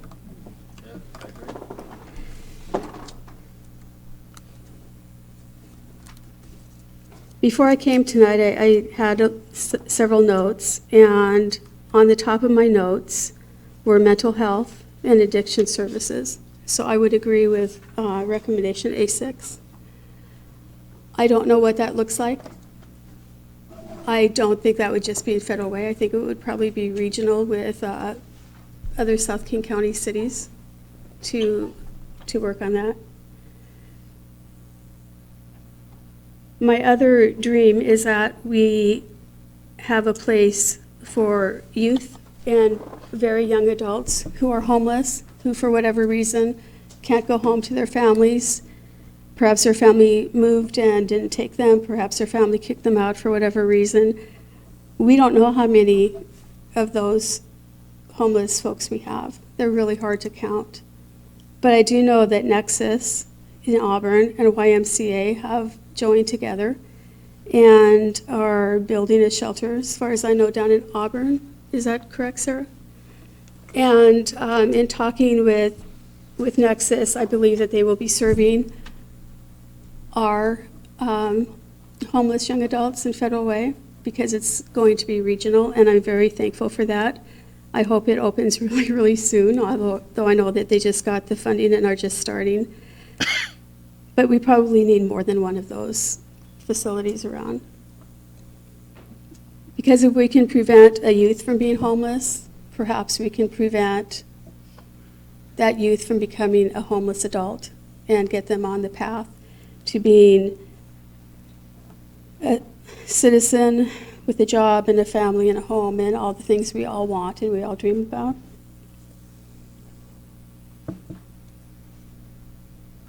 I do have some questions on reestablishment of encampments that are closed.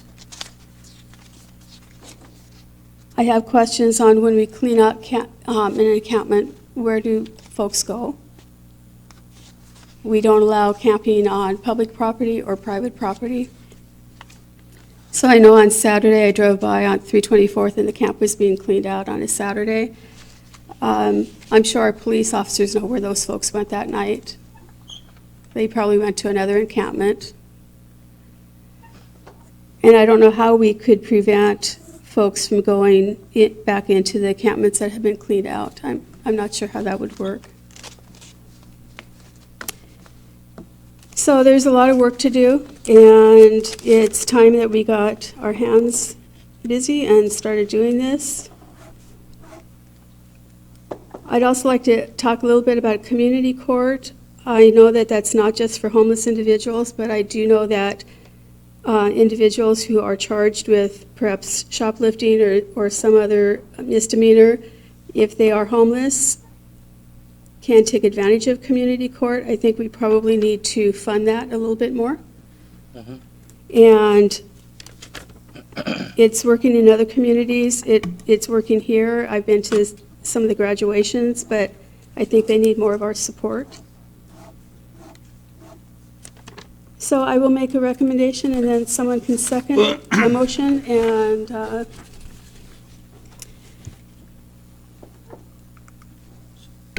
I move approval of the Homeless Task Force recommendations A1, A3, A4, B2, B3, B5, A2, A6, with those modifications proposed by staff. Second. It's been a motion, a second. Is there any discussion? I see Councilmember Cepheus' light on. Yes.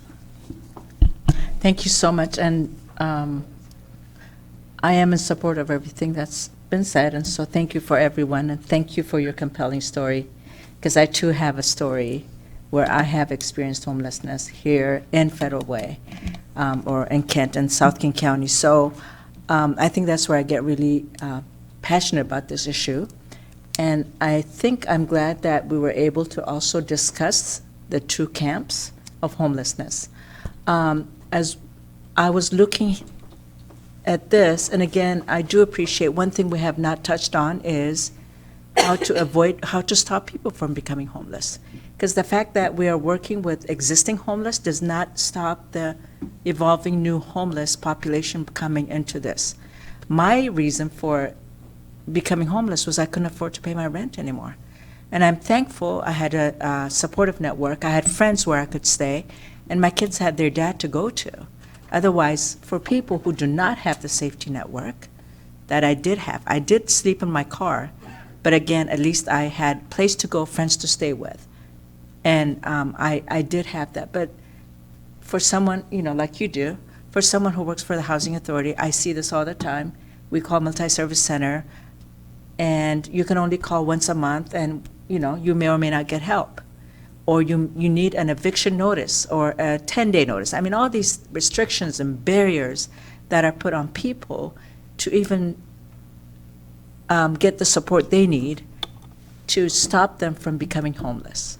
So I don't know if this is a completely different conversation, and maybe I'm bringing it at the, like as we're launching this, but I think that is very important to also look at and address, because I work with people daily who are about to lose their housing. And where do they go? Into homelessness. And then getting out of that cycle is so hard, especially if you were evicted. Then nobody wants to rent to you, if and when you're ready. And not having the financial means to pay first, last, and deposit. I mean, there's a lot of things that impact people and stop people from really being productive or being the people. And when you're homeless, of course, you're not gonna be or be at your most effective, at your potential, because there's all these stressors that you have, especially with children. And so I do appreciate what Deputy Mayor brought up about Nexus and their effort. And one thing I hear in Federal Way that is really challenging is that we don't want either affordable housing or shelters in our city. So you hear that from the public as well. And so, and then, we're also pleased and satisfied that, or not satisfied, but pleased that there's something in South King County that our people could go to. And I am challenged with that also. I appreciate it, but then what are we doing for people who want to call Federal Way home?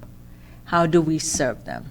Where do we provide the needed necessary support here? And one of the fears that I hear a lot is, well, if we build them, they'll come.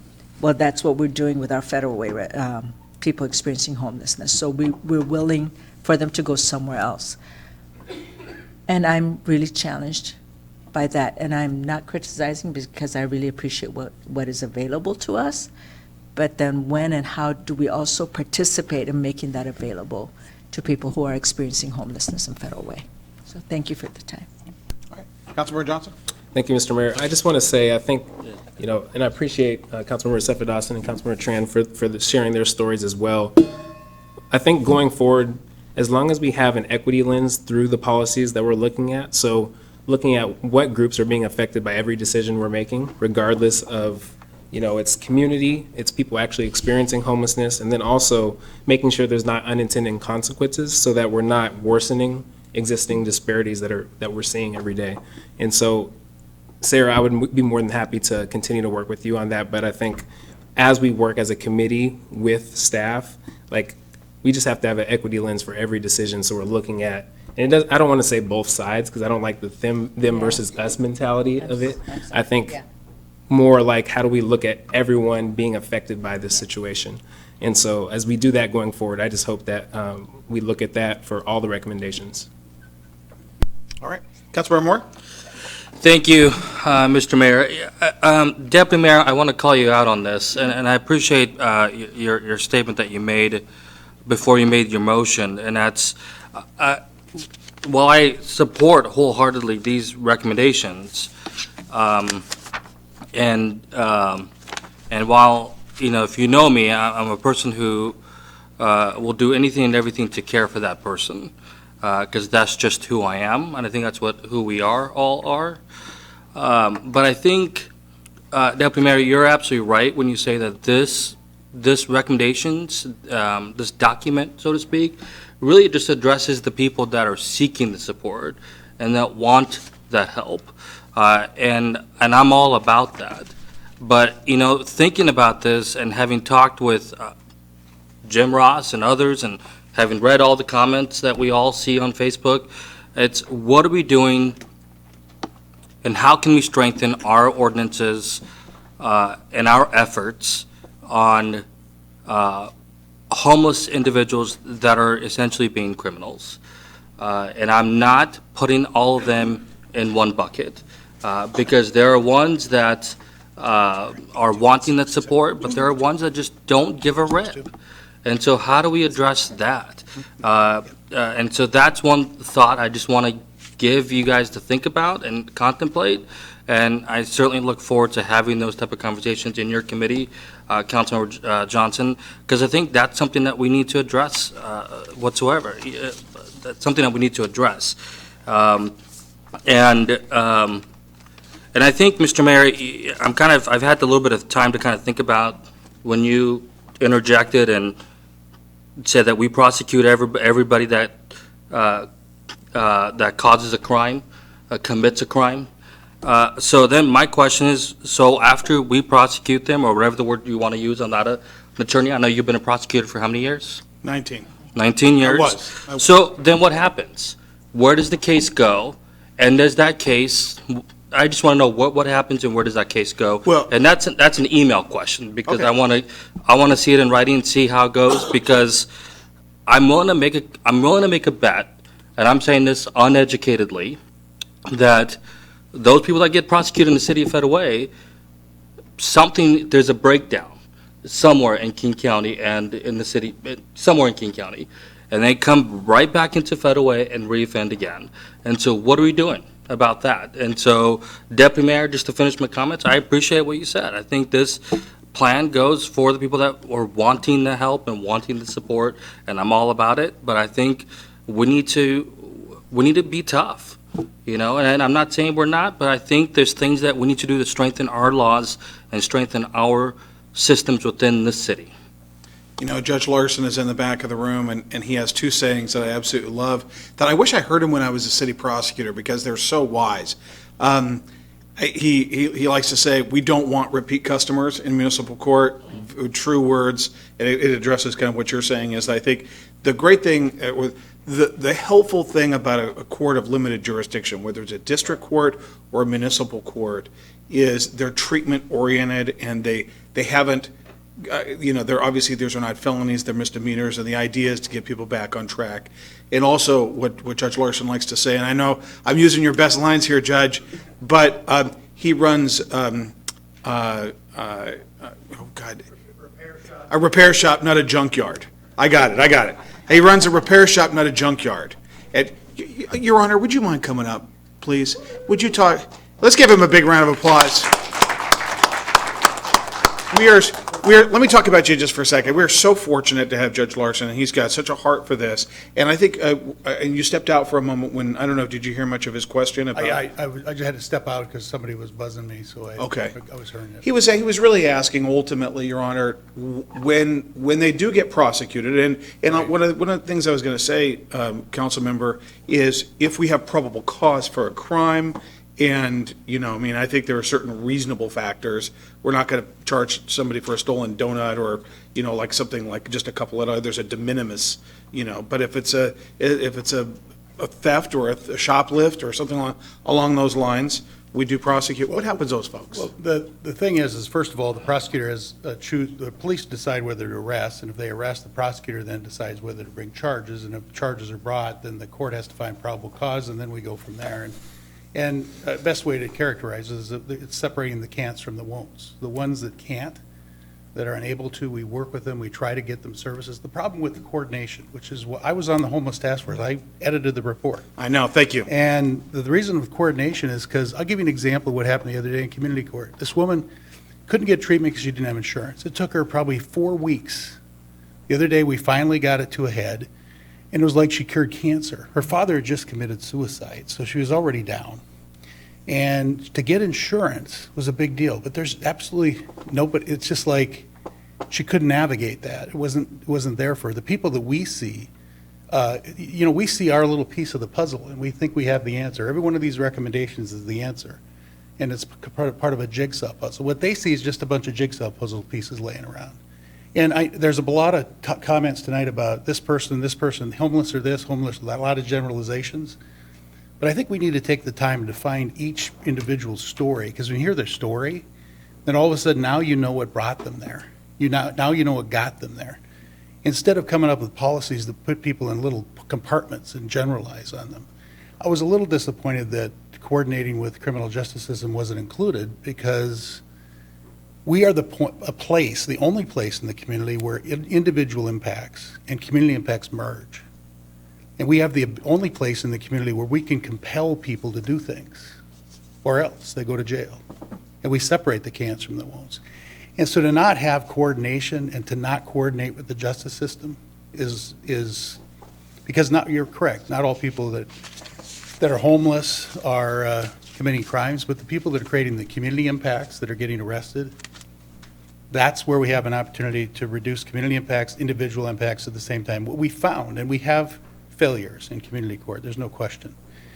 What we found, though, is while people are there, the vast majority of them aren't committing crimes.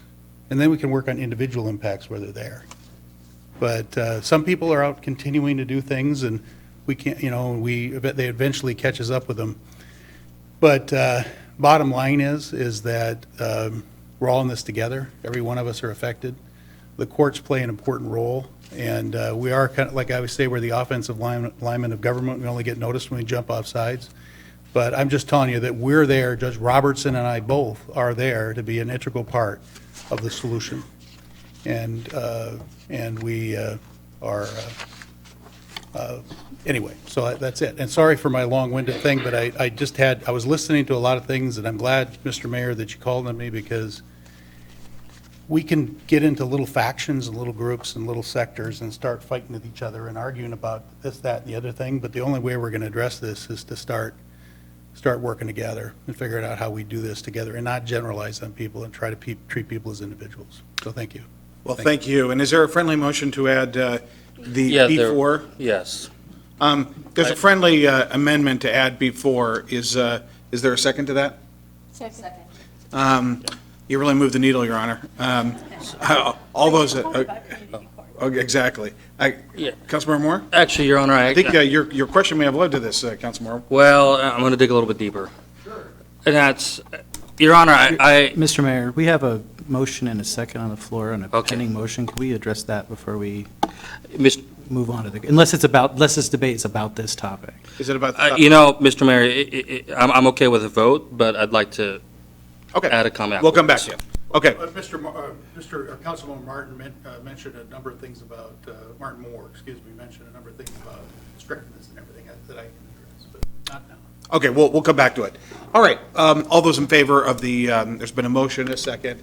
All those in favor of the friendly amendment to add recommendation B4, which is better coordination with the criminal justice program, to the deputy mayor's already stated motion. All those in favor? Aye. Opposed? All right, now the motion is A1, A3, A4, B2, B3, B5, A2, A6, and B4. Is there any discussion on the addition of those? And by not moving forward on the others now, we don't foreclose them. It's what we do just right now. Is there any discussion on the recommendation to put those forward to committee and start working on those actively? All right. Actually, I do have. Councilmember Moore, go ahead. And maybe Sarah can enlighten us in our committee when it comes back to, but I'd be interested in looking at a timeline of all this. I'm laughing because I know you have your plate full of other projects, but I want to make sure that we complete these. We walk towards closure, we walk towards results, and I just don't want to make sure, I want to make sure that I'm not voting on this and then have it go somewhere else, if that makes any sense. So that's my only comment / Okay, thank you. Deputy Mayor Honda? So all of these have a funding issue. And how soon will we know what the financial needs are to accomplish these? Sarah? I think I don't have a direct answer on some of Okay. that. I would say there are a couple that we don't have staffing to do, to spend the time that it would take on A2. Parts of A6, it was actually a very in-depth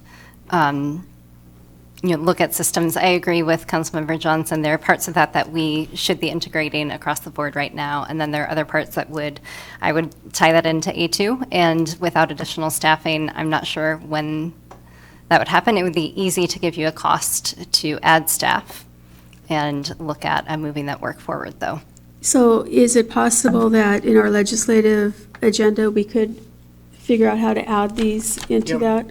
That's right. What we'll do is I'll work with Sarah, assuming these pass, what I'll do is I'll work with Sarah and her team and also Bill Vadino with my office, and we'll start, and then we'll figure out whether some of these can be state and county asks to the legislature, and we are developing and drafting right now a proposed legislative agenda, and we've actually been taking input from the council members and would appreciate more input regard to legislative agenda. So yes. Okay. Absolutely.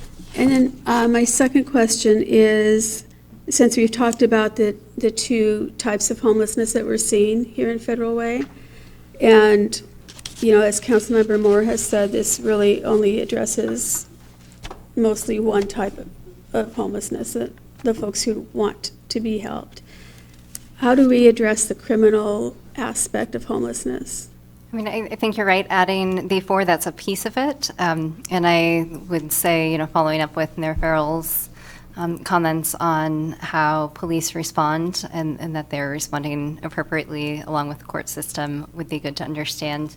The cleanup program, a lot of that is about some of the community impacts, preventing future encampments.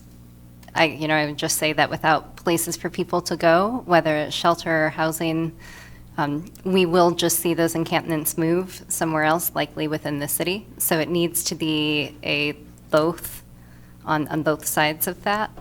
And I think that the task force did incorporate, to the extent possible, both sides of homelessness. And I think you're potentially moving forward recommendations that address both. Okay, thank you. All right. It's been a motion and a second to move forward recommendations A1, A3, A4, B2, B3, B5. These are all listed in the PowerPoint. Also, the recommendations for A2, A6, and B4. All those in favor signify by saying aye. Aye. Aye. Opposed? All right, the matter passes unanimously. All right, is there anything, Councilmember Moore, you wanted to say something else on the record? Well, and maybe Sarah said it the right way, and that's, I think it would be good, maybe whether it's a whole, the council, or a committee, I'm open to anything, but I really want to make sure I get a thorough understanding of our prosecution, what happens when we prosecute people, and does it go up to, what happens when it goes to King County, and is there such thing where King County decides to drop it, or I can clarify my question. come on. I realize that I'm Actually, not being very clear because I'm not an attorney for the record. I got all kinds of But- information for But, you. my concern, I'll maybe start Yeah. from there, Yeah. and I thank the council for indulging me here, but my concern is, again, it's, you have you have homeless people that want to get that help, and I want to move mountains for that. But then you have, and I certainly don't want to put anybody in buckets, but the reality is there is a bucket of homeless people that don't care, right? And so does the criminal system work in terms of holding those people accountable? I mean, you hear stories in our county that they were in jail for 60 days and then they were back out and killed somebody. Or, I'm not saying that happens here in Federal Way, but it's how are we truly holding the criminal homeless population accountable and making sure that we're really addressing them. Because I think some of our citizens see that, perhaps. I think, from my 19 years of experience, 3 years as a city and 16 years at county, it's not I wouldn't necessarily put the criminal and the homeless in the conjunctive. I think that you've got an element that wants to commit crimes, and the criminal justice system, both locally and at the King County level, is set up to address that. There have been some challenges, in my opinion, and actually, we are going through a process with the South County mayors and police chiefs regarding the filing and disposition standards of the King County Prosecutor's Office. We had a meeting last week. We'll have another meeting. We're actually really heading up some steam to have some recommendations about our concerns about what's happening at the county level.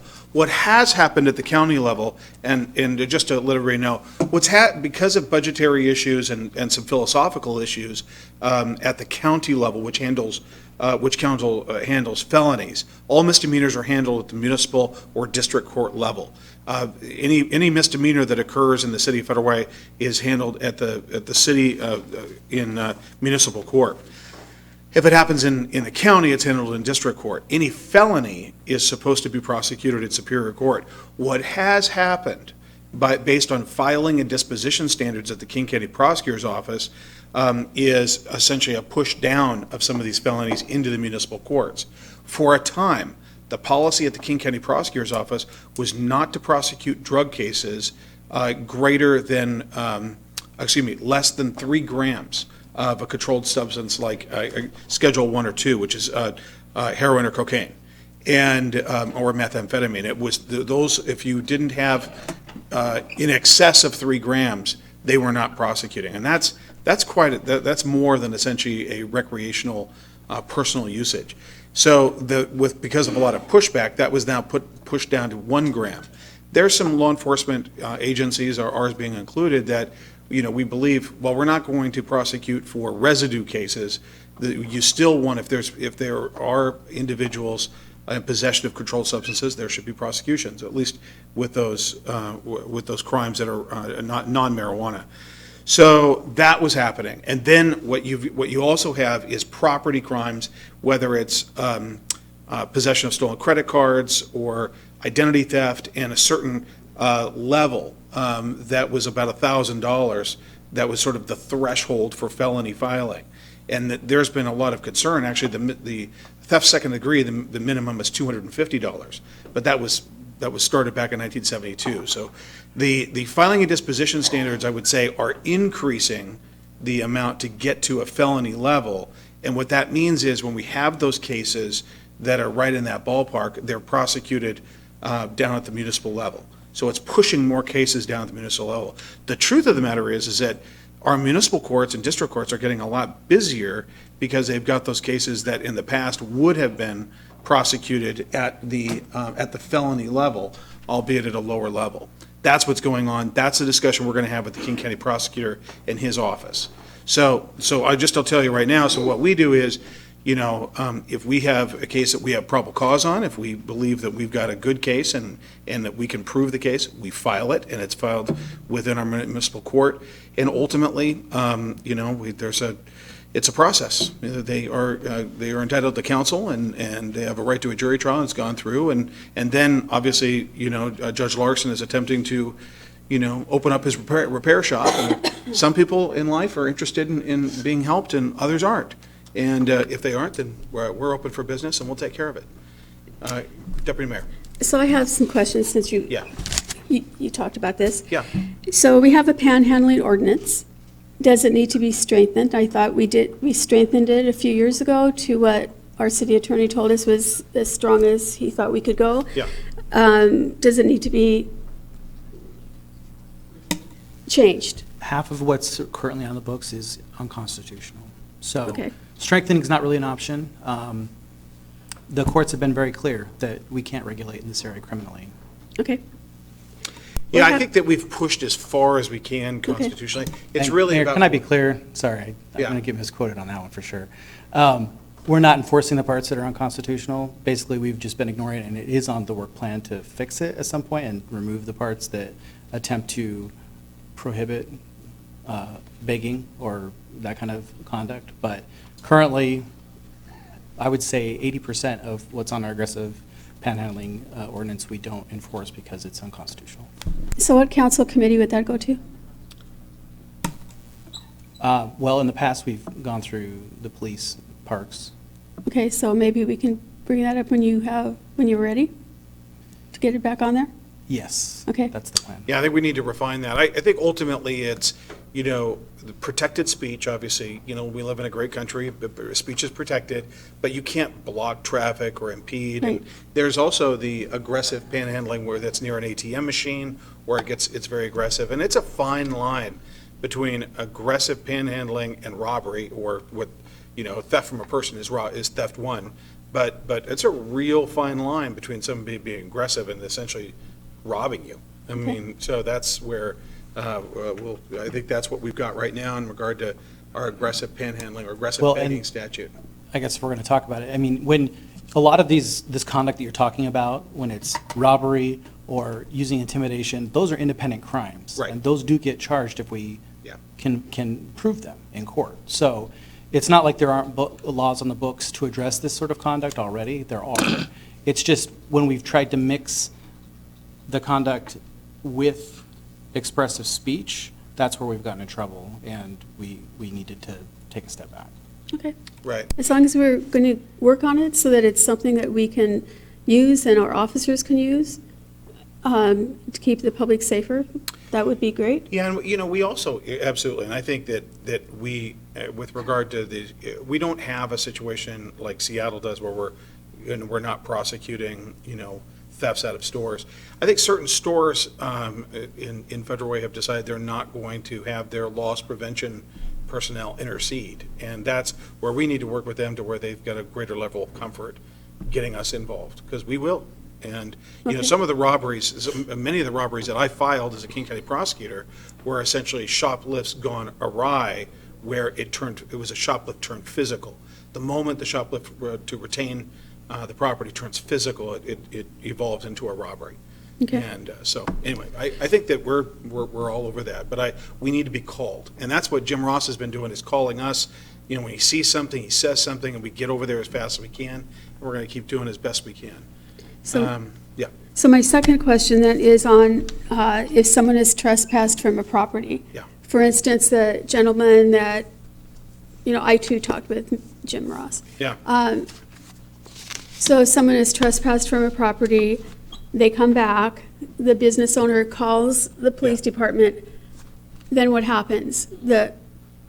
Is the person cited? If they're cited, that doesn't mean they go to score jail or whatever.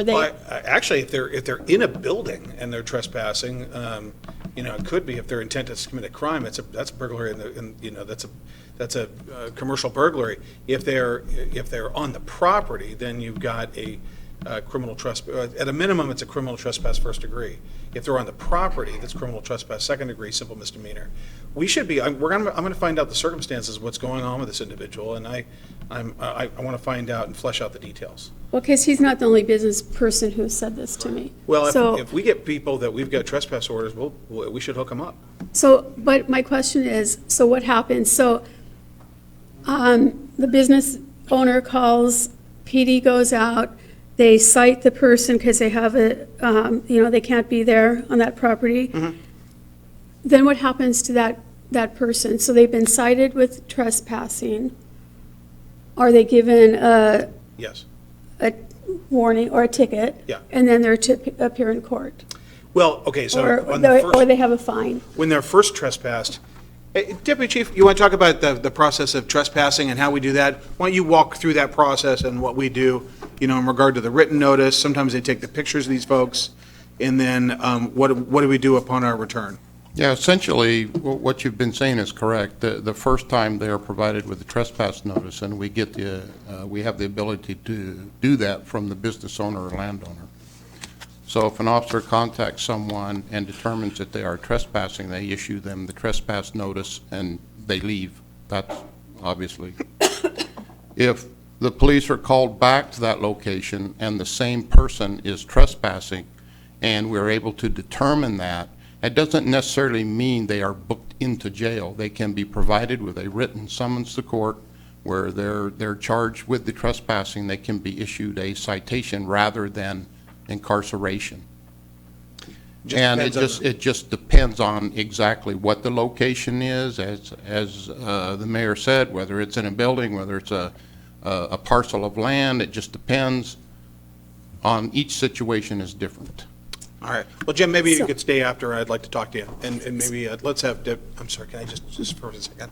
And when the meeting's over, Jim, can I meet you maybe over here with the deputy chief? Thank you. So I guess the public would like to know, because I'd like to know. So they're cited, they're told to go to court. They don't show up at court, then what happens? They get a warrant? The judge doesn't like that, so they will issue a warrant for them generally. And then when they're contacted, they are arrested on a warrant in order to show up in front of the judge. That's how the warrant works. A lot of it will depend on what they do when they come back. Okay, if they come back. Yeah, we'll say, no, not to court, but I'm talking about. Okay.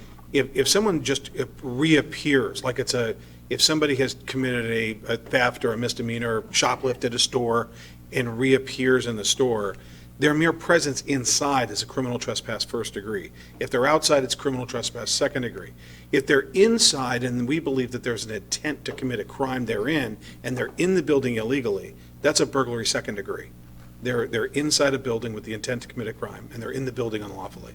So I could tell you that it just depends on the circumstance and how you can discern their intent. Okay, I guess just listening to that is frustrating for me, so I can't imagine what it's like for a business person who is trying to run a business and has, someone repeatedly come back and Well, the police will forth. sort that out. What I just said, the police sort that out. Okay. I mean, all they need to do is just call us. Okay. Yeah. Thank you. Yeah. But we have our judge here who wants to speak. Okay. Councilmember Moore first, Thank you. Your Honor. Thank you. Sorry, Your Honor. Thank This you. honor first, then we'll go to Your Honor. Oh, that's on there, too.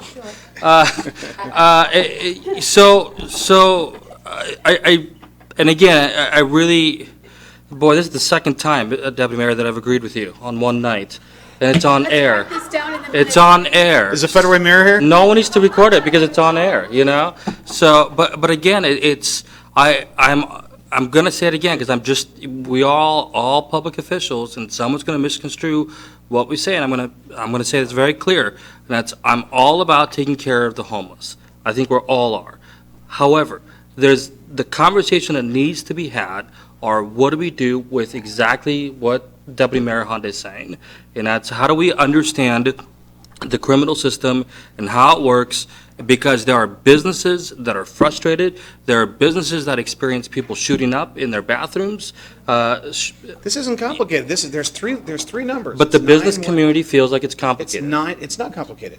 It's 911. They don't need to figure all this out. The Deputy Mayor Honda, it's not about the businesses interpreting this. That's not their job. Call 911 and have our officers interpret it. If anybody has a problem, call us. We will respond in minutes. So the question, with all due respect, the question I have within the business community is, do they have the confidence in that ability to call 911 and know that it's going to be addressed?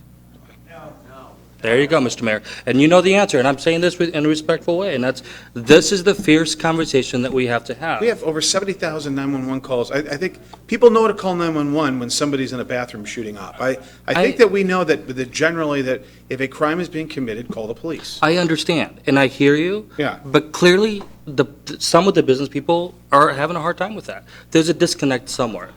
I respect what you're saying, but I think there's a disconnect somewhere. We can only, that's all you can do. You can call the police, they'll show up, they'll do their best. Your Honor? Could you two just fight this out behind? We're not fighting, I'm just saying, the police are there to respond.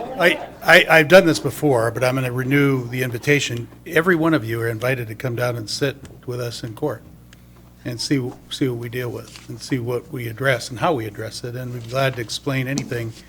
I can tell you, since we started community court, it used to be our warrant response, or I understand our ADP is real low. I had a 45 case calendar, domestic violence calendar. We only had 3 FTAs, 3 warrants issued from that calendar. Recently, our warrant level has gone, our issuance of warrants has gone way down because people trust our court. They can come to it. But as far as leniency, we're not lenient. We're fair. And ultimately, people that become won'ts, that won't cooperate, they go to jail. In Federal Way, people have gone to jail for quite some time. But sometimes it makes a difference, sometimes it doesn't. But again, come down to court, sit with us, Judge Robertson or I, or both, and watch what we do and how we do it, and you're more than welcome to have you down there. Okay? Thank you. Thank you. All right. So, anything for the good of the order? Yes, one Deputy thing. Mayor? Yes. Before the judge leaves, last Friday, a student I'm working with visited the court, and she spent the afternoon there. I was with her for a lot of that time, and both Judge Larson and Judge Robertson were amazing, and I want to thank you very, very much for helping her. I appreciate it. Yep. Okay. All right. Thank you, everybody, for coming. Really appreciate it. Thank you for all the audience comments, for your participation. Council, great job. Thank you. All right. We are adjourned.